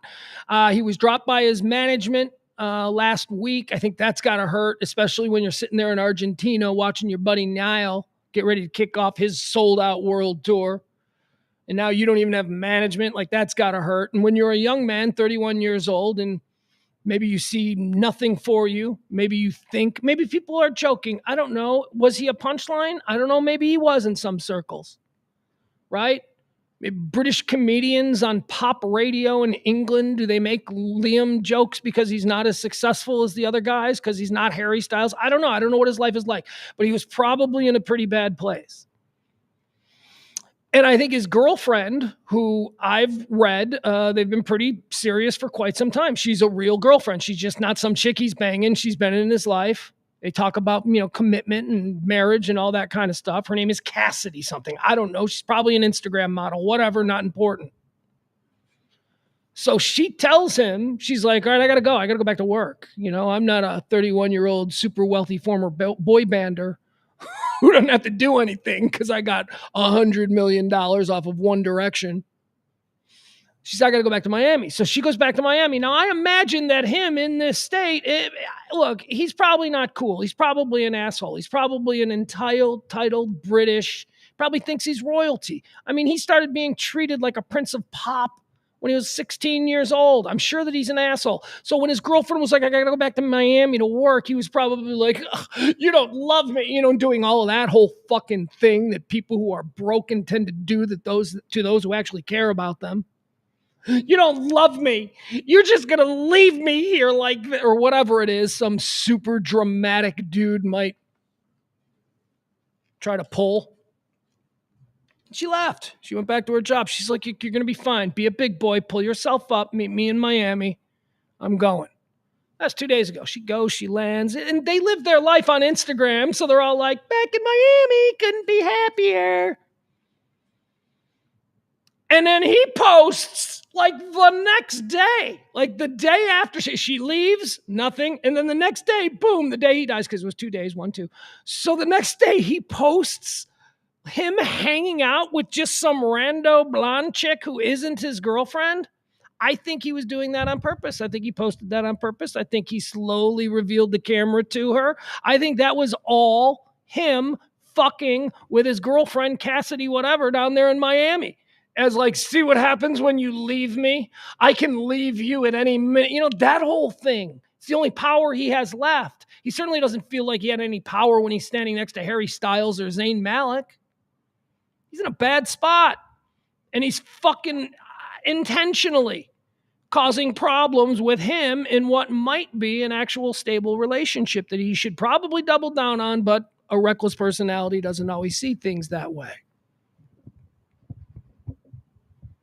So he's fucking with his girlfriend. And you know what she is. She's an Instagram model. So she's not like super well balanced about that shit. She sees him. She takes the bait. She sees it on Instagram yesterday at 1 o'clock. Her boyfriend is fucking around with some blonde chick in the same hotel that she just left him in. What the hell is this? You're damn right. She probably sent the text, you motherfucker. What do you? And then they got on the phone and they started screaming with each other and he got all spun up. And he's like, I need to do drugs. And then he started doing crazy drugs. And now we're up at 5 o'clock p.m. yesterday. This is where it ends up with him at the bottom of by the pool deck there. 3rd floor. He goes over. Did he do it? Was it suicide? Or was he just fucked up and probably being like, I should jump. I should jump. You people don't love me. Nobody loves me. Oh. And he fell, right? That's what I think it is. That's what I think it is.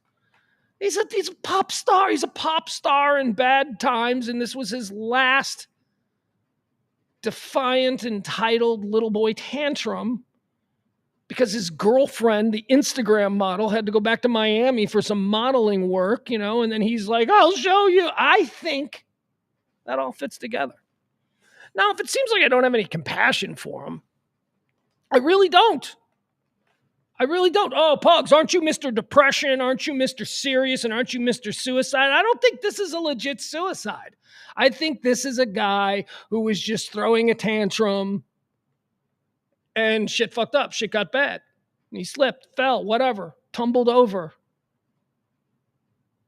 Probably thought he was in total control, you know? I don't know. I don't think this is real. I don't see him as a real person. I mean, not a real person? What I mean is I don't see his situation the way I've unpacked it and the way I've chosen to understand it. And there's more details coming. I might learn more. This might be completely rendered useless tomorrow when we find out all kinds of stuff from the police and the investigators. But I'm just saying how it looks, putting those pieces together. I don't put this in the same category as somebody who just kills themselves. Somebody who suffers from depression and gives in to the voices or gives into the, I really do think that this is just a pop star acting badly. And, hey, there are other people online too. These are the ones that I love though. It's because they know that he's part of the Diddy parties. And I don't know that that's a thing. I think he's just, he's a pop star. He's a 31-year-old pop star. He's a has-been at 31, or at least that's how he feels. That certainly isn't how I would describe him, but certainly not the way the world has reacted to Liam Payne's passing. It doesn't seem like a has-been. Has-beens don't get this kind of coverage. But he thought it, and he, started fucking with his girlfriend, and then she fucked back with him, and they both got spun up and emotional, and because he's a pop star, everything's available, so he did a bunch of drugs. Probably called her a bunch of times. I mean, that's what we're going to really need to see. We're going to see the communication we want to see his phone. We want to see what was going on. And I'm telling you, I think it's going to be a stupid situation between him and his girlfriend. April, hopefully you looked back at the chat. Okay, let me go back. So was this all useless now? Was that, it's a stream of consciousness. I don't see him. Hold on. What has she got? Is there an update? I'm still sticking with my, hold on. Unless that's his girlfriend. Was that his stupid girlfriend? Did she not?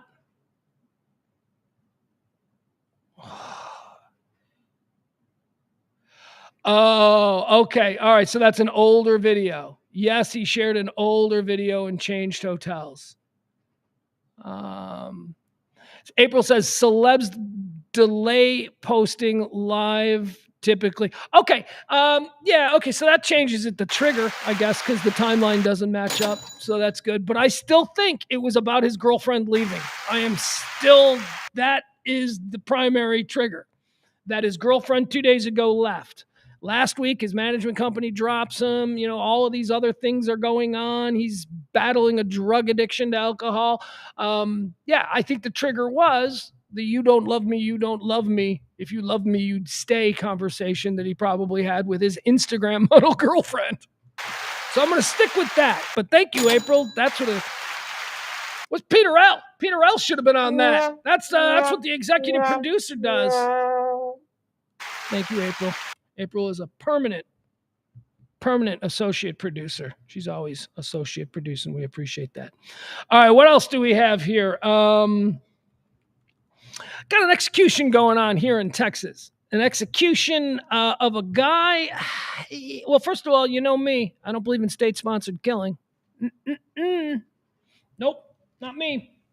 If you make me governor of your state, everybody who comes up for execution is going to get a phone call from me at the last minute. I'm going to be like, nope, not on my watch.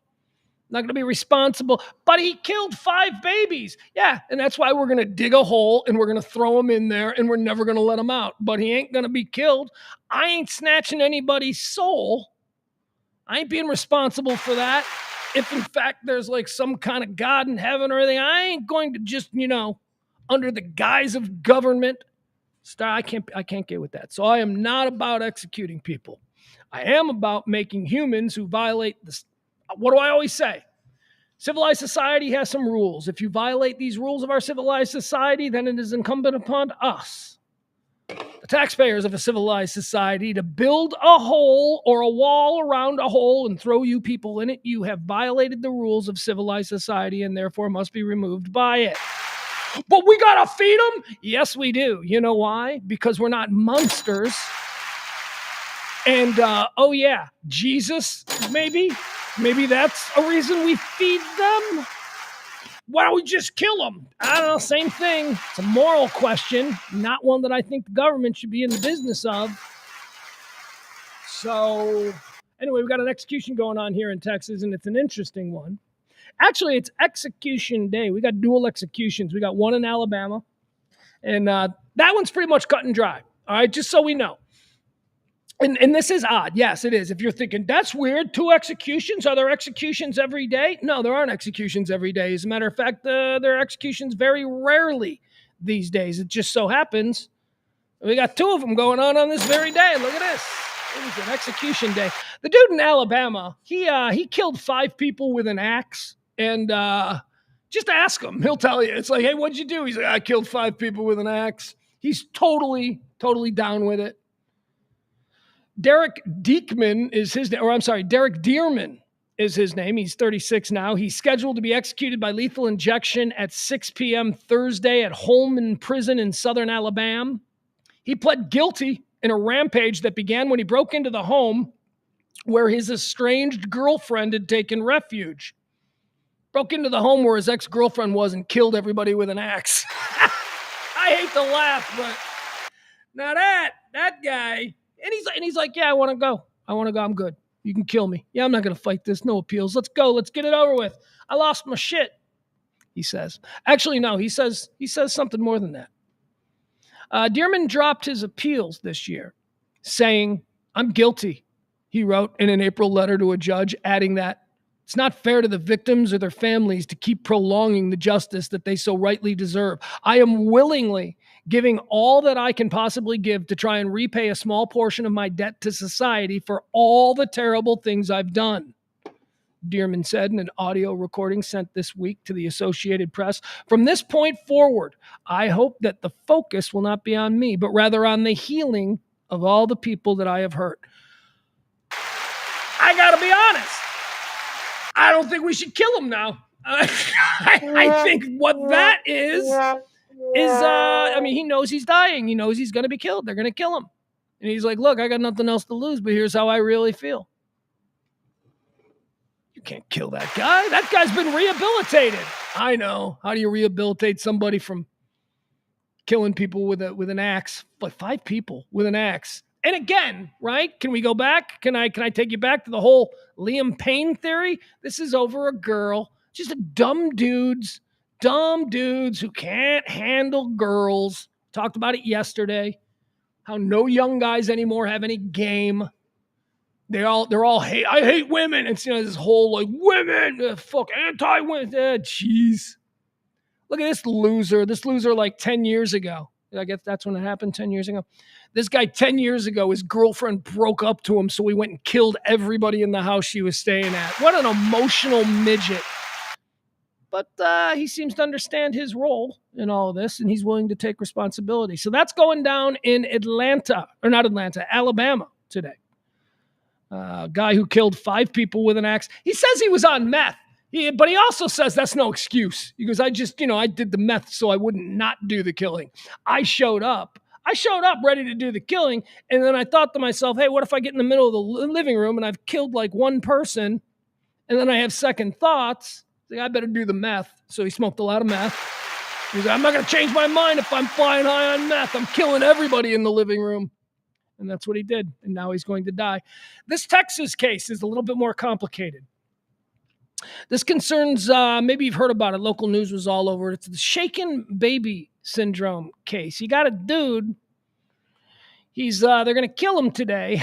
Texas man set to be first in the United States to be executed over shaken baby syndrome.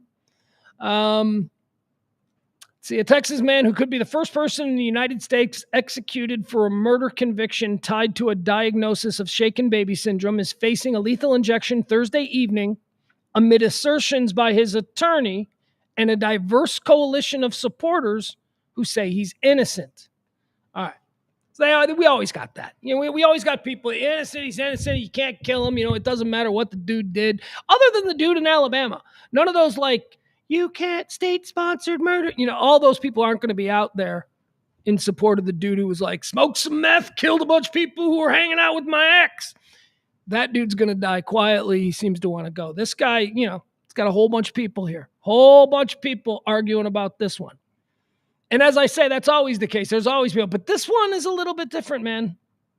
And here's why this one's different. Shaken baby syndrome is that thing where, the baby died because, he wouldn't stop crying or whatever. I don't know. I don't understand it. It's horrible. What doesn't really even matter in this case, because here's the thing.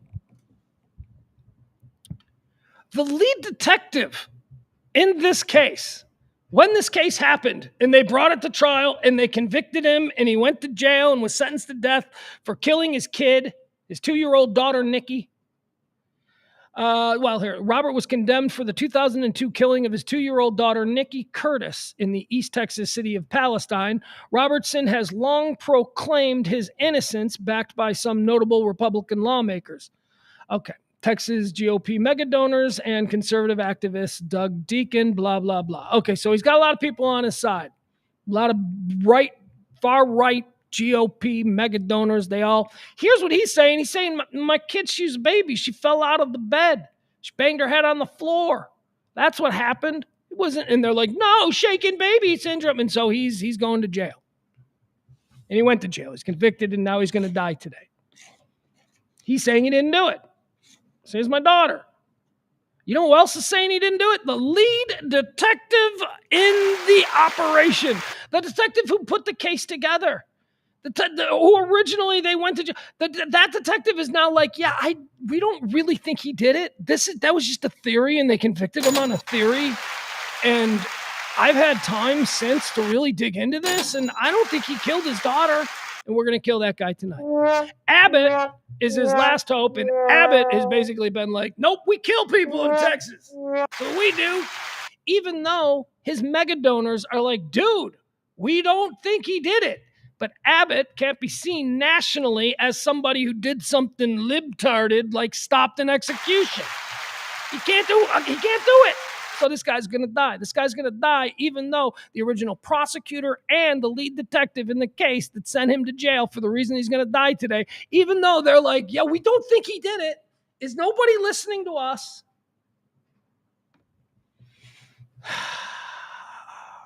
Robert Robertson waited to hear whether his execution might be stopped by either Texas Governor Greg Abbott or the Supreme Court, his last two avenues for a stay. He's scheduled to receive a lethal injection at the state penitentiary in Huntsville. A Texas House committee is also trying to delay the execution by taking the extraordinary step of issuing a subpoena for Robertson to testify at a hearing next week about his case.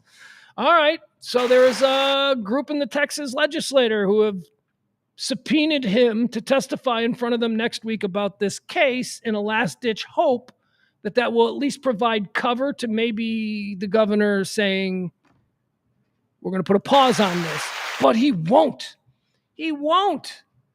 He's just going to kill him. You crazy right-wing Twitter wants Abbott to just kill these people. And so Abbott plays to that base. Maybe I'm wrong. I hope I'm wrong. I'm thinking the worst, right? Thinking the worst because I don't think very highly of Greg Abbott. Robertson, 57, was condemned for the killing of his 2-year-old daughter. We talked about that. He's an innocent man, and we're very close to killing him for something that he didn't do, said Brian Wharton, the lead detective with the Palestine Police Department who originally investigated the Curtis death. That's the chief investigator. How did it even get convicted? Anyway, there you have it. That's going to happen today, and it's he's probably going to die. And, okay. Let's see here. What else do we have? The Menendez hearing, are we waiting to hear on that? Yesterday, I told you his big press conference, the Menendez family, both sides actually, the mom side and the dad side, they all came together and they gathered at the courthouse in California and they said, let the boys go. This is the entire family. We totally believe the boys were diddled. The boys, we totally were on their side now. So they got together. Joan Anderson Vandermolen, who is Kitty Menendez's sister. How about that name? Huh? Joan Anderson Vandermolen. Oh, that's a bitch. That's a bitch at the country club. Joan Anderson Vandermolen, Kitty Menendez's sister, said the wider family did not know about the extent of the abuse, and she's now spent years struggling to come to terms with it all. Here's Joan Anderson Vandermolen, the sister of Kitty Menendez. This is what she has to say now. Quote, it's become clear that their actions, meaning the boys, while tragic, were the desperate response of two boys trying to survive the unspeakable cruelty of their father, the 95-year-old aunt said Wednesday. I mean, look, man. Okay, so it is one thing for the family to come together 34 years later on behalf of the boys and be like, they should be let go. They've paid their... It is quite another thing for these family members who were contemporaries with the victims, the dead people, to come out and go, as she just did, yeah, their dad, he fucking probably raped them. Their dad was a monster. I'm 92 now. I'm going to be dead soon. I think I need to say this. That's crazy. That flips the script on everything that we've thought about these people. I don't know. I watched the stupid Ryan Murphy Netflix thing, and I came away thinking, oh, they totally killed him. And I wasn't sure about molestation or whatever, blah, blah, blah. But I hear Joan Anderson Vandermolen come out and say, yeah, I believe it. He was a monster. That's powerful. They're going to walk, man. They're going to be home for Christmas. I promise you that. That is crazy. Never saw this coming. Never saw the Menendez brothers probably being released. All right, here's a nice one. We're going to round out the show here. We got a couple other things we can talk about, but I'm running late. I'm sorry. I got a game. I got to get all the way up north. I got stuff I got to do. Ugh. What is this? Oh my God. No, I want to talk about that. All right, I got things I want to talk about. We'll go a little bit late. God. No, I can't. All right, guys, I want to talk about something that happened yesterday. Something that I've been watching and waiting on for 3.5 years. It's a sports story. The NBA season is back upon us. Mavericks fans, yes, I am a Mavericks fan. I am absolutely more of a Mavericks fan than I am a Cowboys fan. Like the Cowboys I watch because they're the biggest thing in town here, and my kid loves them, so I root for them to an extent. But again, I'm not like I don't die with the Cowboys. I'm more of like a real legit Mavericks fan because when I was having my best times in this town, I was going to a lot of Mavericks games, and it became a scene and it was fun. So I like the Mavericks, but you're talking to a former executive producer of Chicago Bulls basketball. Come on, man. And maybe I buried the lead. World champion Chicago Bulls basketball. Yeah, I was there when they were winning titles. I was there. That was like, when I was producing radio and stuff. Oh, what a glorious time. I probably write a book about that. Have to wait a few years. And then, 5 people will buy it. Point is this. Bulls are my team. And a couple of years ago, the Bulls had a really, really interesting little team, really good team. We were rebuilding. We had finished the rebuild, and we had put this group together that we thought was going to be incredible. And sure enough, they start out the season 3 seasons ago. They start out the season, and they are dominating the Eastern Conference. They've run out to a huge lead, and we're looking like, shit, the rebuild worked. This team is who we need them to be.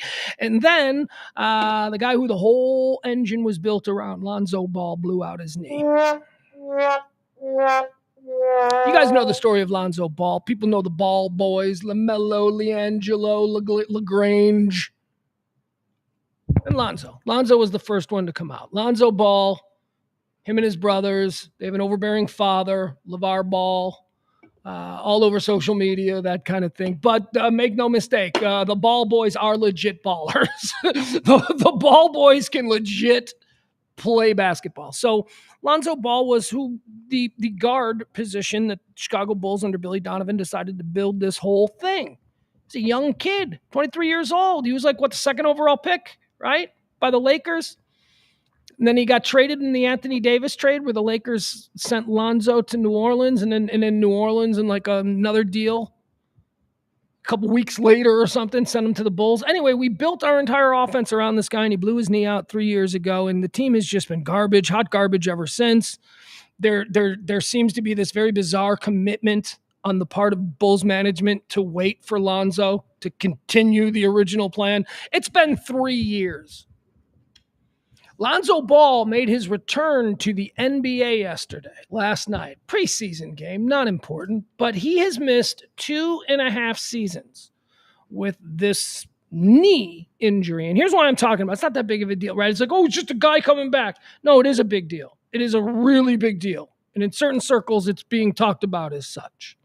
Lonzo Ball came back from an injury that nobody's ever come back from. Lonzo Ball had an experimental surgery that went bad twice, which is why he's had 3 years of rehab. He had an experimental surgery that, if in fact he can come back and he can play, will change the lives for thousands of athletes who've had to quit doing this for this particular injury or whatever. It's a knee injury. It's a knee cartilage injury. He basically has no cartilage in his knee. There's bone on bone, that kind of deal, as I understand it. There are plenty of things that you can read about it today. Just Google Lonzo Ball medical miracle. He came back. And for Bulls fans in the city of Chicago, it was a really great moment because he's worked so hard. And for some inexplicable reason, the team's management has seemed to just be completely all in on, we're with you. We're with you, Lonzo. So last night in preseason, he came back and he played. And he played well. I'll let you see how he played. But let's talk about what he's doing and why it's a medical miracle. Okay? So there's some crazy doctor, and I remember like 2 years ago when this was first pitched, people were like, yeah, I don't even know, is that legal? Can you do that? It has to do with cadaver cartilage. Lonzo Ball basically has a rebuilt knee with all new cartilage that was taken from cadavers. He's got dead guy legs. He literally has a cadaver plant or cadaver cartilage transplant surgery or something like that. And the point is that, this will not only help kids 17-year-olds, 18-year-olds who blow their knee out doing this or that to be able to go on and maybe pursue their dreams. But also, this surgery is now going to extend the careers of so many people. Do you know how many offensive linemen in the NFL could play an extra 5 years if cadaver cartilage surgery becomes... It's Tommy John. It is Tommy John for the knees. And that's why it's such a big deal. And that's why everybody is so happy for Lonzo. Be happy for Lonzo because Lonzo's a good, quiet, stoic kid. His dad's a loudmouth prick, but that ain't Lonzo. Lonzo's a good kid, and he's 3 years coming back from this. So let's give this a watch, okay? This was last night. This was the Chicago Bulls Twitter account. They put this out after 3 years. Here he is making his home debut. The entire city's been waiting for him. Hold on, let me show you this. There's a couple of videos that I'll show you from this. Here it is. Lonzo Ball, medical miracle, playing on knees. And the guy like dead guy cartilage in there. Here we go. Lonzo Ball is back for the Chicago Bulls.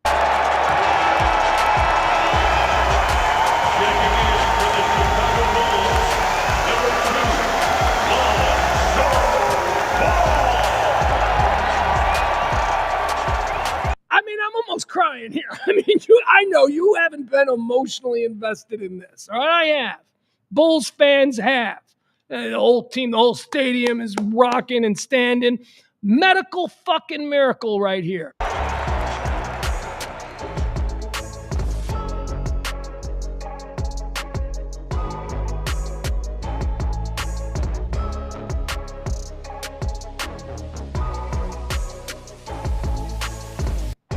All right, there you have it. He made his way back. Now, he played a little bit, and that's where it's like so scary.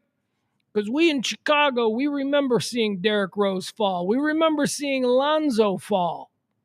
So, is he going to be okay? We don't know. We got to see how well does dead guy cartilage in your knees, how well does that hold up? Let's see. Hold on. Let's watch this. Here's some highlights. This is Lonzo Ball. Remember, 3 years off, playing on dead guy knees. Can he still play? Now, look, come on. I'm being obvious. I'm being encouraging because, again, we're happy for the kid. It's a preseason game, right? So let's not go crazy. But let's take a look. He's playing on dead guy knees. Let's see how Lonzo did yesterday. 23, the cartilage transplant. Here he is for three. Good! There you go. Welcome back, Lonzo Balls. He just plays with a nice pace. He's not rushing. He's going to get to the corner and get ready to shoot. Bang. You see, he finds his spots. And again, working with Steph Curry and Klay Thompson. THT all the way. Going to get some butter with that roll, THT. Lonzo Ball found him en route to the rim. Bang, bang, bang. I'll tell you, he still got a struggle. Against Levine.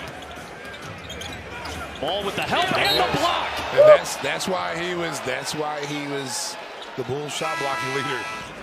He's blocking shots. Okay, so I want you to watch this because you wonder, is he going to take it easy? Is he not going to be able to do everything? Watch this. Again, fighting for that last roster spot, Horton Tucker. There's Lonzo diving, and he saves the ball behind his back. Minnesota trailing. You guys, one more time. Can we just one more time? Did you see that? He dove into the stands. By 13, Williams, 2 ball. Nice cut. Nice pass, nice cut. Oh, let me see that one again. I want to see that one again. There we go. And the block. And that's why he was the Bulls shot blocking leader. Again, fighting for that last roster spot, Horton Tucker. There's Lonzo diving, and he saves the ball behind his back. Minnesota trailing by 13. All right, there we go. That's incredible. Lonzo Ball, medical miracle. Okay, here's the last one. This was the locker room after the game. Wondering how the players reacted to having it was a short period of time, but he was their leader in that short period of time. There you go, the locker room after the game. To put it mildly, Lonzo balled out. He had a really good game. And it was awesome, and we're all happy for him. Whether or not he can do that over the course of a season, we don't know. But it's just a really nice story. So here you go. So this is the locker room after the game. Of course, Lonzo got the game ball, but A little more came with it. Today was going to be a special day regardless of the outcome. He's our back, man. Yeah. So, it's a blessing to be part of his journey. A lot of us being here through it all, and seeing the highs, the lows. So this was a hell of a night for him. Here go the game ball, brothers. So, you know what I'm saying?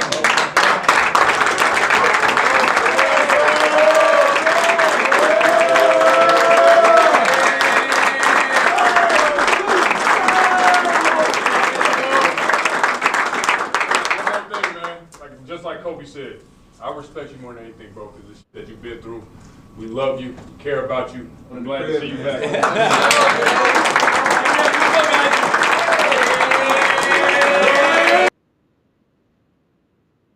All right, there you go. That was Kobe White and Zach LaVine welcoming back their co-leader on that team. It's a great story.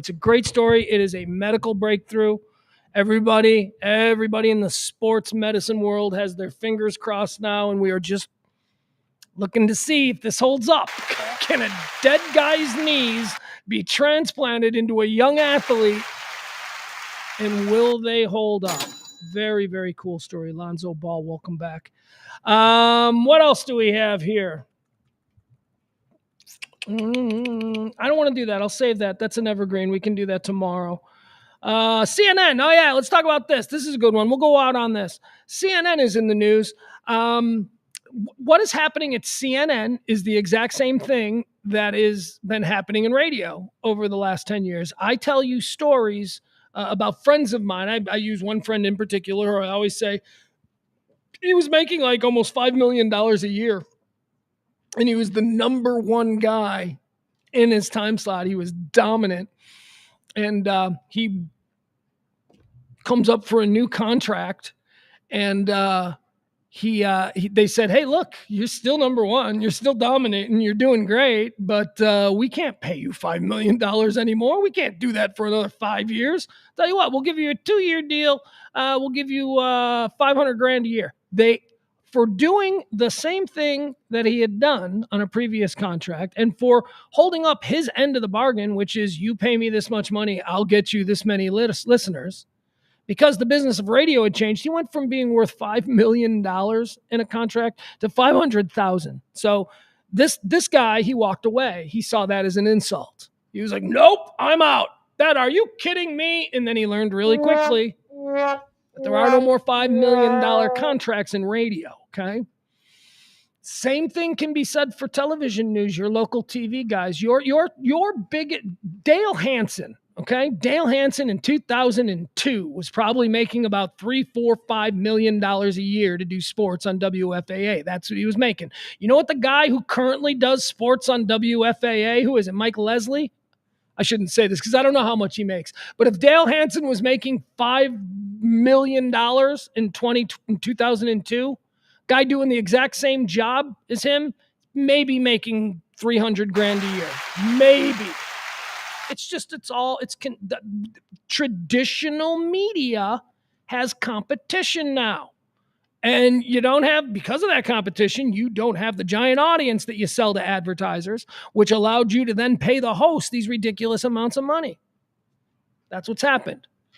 And I've been looking at cable news. I'm like, who the hell watches cable news? It's such a small and shrinking audience. It's a dedicated audience. All the weirdest people will stay tuned into Fox News or MSNBC for hours on end every night. Those are weirdos. They're there every night, so they're still there. It's just not as big as it once was. And I understand how Fox News may be able to continue paying big salaries. It'll never be salaries like when O'Reilly was ruling the roost, right? It won't be like that. But still big salaries, $1 million, $2 million a year, that kind of salary. Okay. I understand why Fox and MSNBC might be able to continue to hold on to that because they have very specific audiences. Their audiences are not small now like CNN. CNN never pandered directly to the right. They never pandered, despite what the right says, they never pandered directly to the left. The CNN was always kind of wishy-washy, somewhere in the middle. Sometimes they'd have libs on, sometimes they'd have conservatives on. That's what CNN's role was. MSNBC, far left. Fox News, far right. CNN tried to thread the needle right down the middle. That's who they've always been. So I look at CNN and I go, they're the ones who are going to suffer. When the first round of serious cable news pay cuts, salary cuts come, it's going to be CNN who's going to feel it first. Because again, CNN doesn't have a diehard audience of people who've been politically radicalized like MSNBC or Fox News does. CNN just has an audience of relatively normal people and those stranded in airports. That's CNN's audience. So they're cutting paychecks, man. Paychecks are getting slashed. CNN stars who are having their contracts renegotiated by new CNN boss. What's his name? Can't think of it. It doesn't really matter. Anyway, here you go. Thompson is the new boss's name. So Jake Tapper, okay? Jake Tapper has received a new 3-year deal at CNN, but without a pay increase, okay? He's making $7 million a year. Look at that. All right, so, but it's a big deal that there was no pay increase because that shows that the business is not growing anymore. And yes, right now, we want to keep you Jake Tapper, which I don't know why. Jake Tapper sucks. I hate that guy. Thompson recently gave Jake Tapper a new 3-year deal, but without an increase in pay, leaving the host of The Lead and CNN's chief Washington correspondent making around $7 million a year. Wolf Blitzer also has been renewed at CNN. Again, why? Wolf Blitzer has been renewed at CNN with a 3-year deal at his previous salary of about $3 million. All right, so Tapper's worth $7 million, and he's on what, an hour before Wolf? How does that work? Isn't Tapper on in the 3 o'clock hour? And he's worth $7 million a year. And then you got Wolf, who's been there for like 20 years, 25 years, probably more than that. Wolf Blitzer sucks. I mean, I know he's there because every time I turn it on and I go, I can't believe this guy still has a job. He's awful. All right, so he makes $3 million. So Jake Tapper makes $7 million. Wolf Blitzer still makes $3 million. News Central co-anchors John Berman, who hosts that show's morning edition, alongside Kate Bolden. It's Kate Bolden, okay? I know this because John Berman and Kate Baldwin are awesome. I want all of my news at all times being delivered to me by a combination of John Berman and Kate Baldwin. They're wonderful people. Years ago, they used to host the mid-mornings. They gave them an hour on CNN when they were both kids. And by kids, I mean early 30s, maybe late 20s. And they had such incredible chemistry. And I used to describe it. I'm like, it's like the nerd and the sexy cheerleader are friends. That was like their whole chemistry. And it was great for giving out news. And then, of course, CNN went, you guys are great. We're going to split you up and they basically are playing blackjack with them. They're like, we're going to split this hand. Instead of keeping you together, which we know works, we're going to send you guys off in opposite directions and just see whatever the fuck happens. That's CNN. That's management in general. So that went on for like 5 years. And then they brought them back together. John Berman and Kate Baldwin, they brought them back together and they put them on in mornings. And I'm like, yeah, that's where it should be. They only make $1 million a year. And I say only $1 million a year because they've both been at CNN for a long time. John Berman is like the second important news guy. Like if big news happens, John Berman's like he's like a dude they really lean heavily on for credibility because Berman's pretty credible.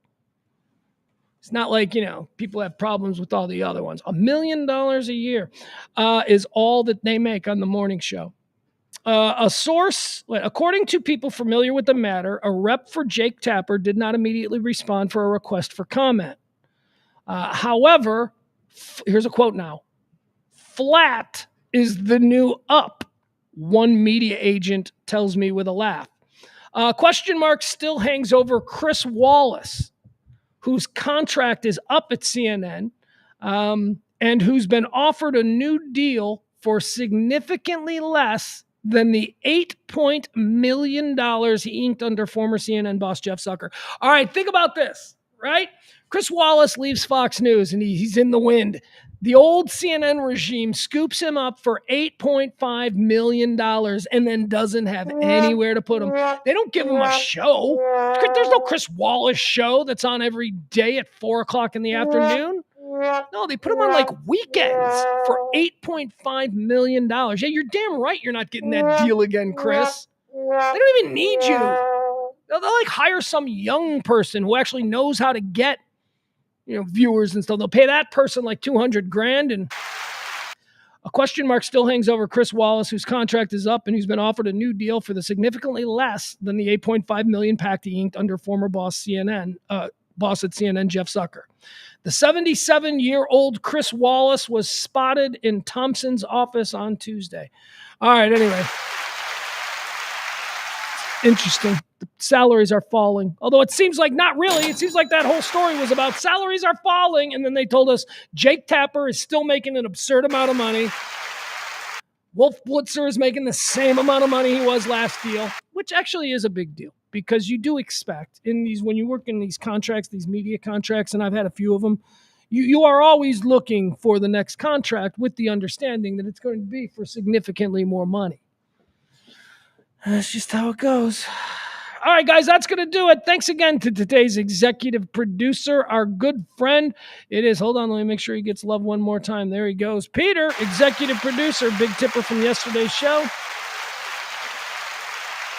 Appreciate you, Peter. Thank you to all of you. If you want to be tomorrow's executive producer, all you've got to do is be the big tipper from today's show. I don't know who that was. I don't know if that's even a person, but if you're so inclined, you can drop a little something there. The Cash App and the Venmo will be prominently displayed. For at least the next 30 seconds, because I got to go. Kids football game and whatnot. Love you all. See you tomorrow at noon. Like, follow, subscribe, and all that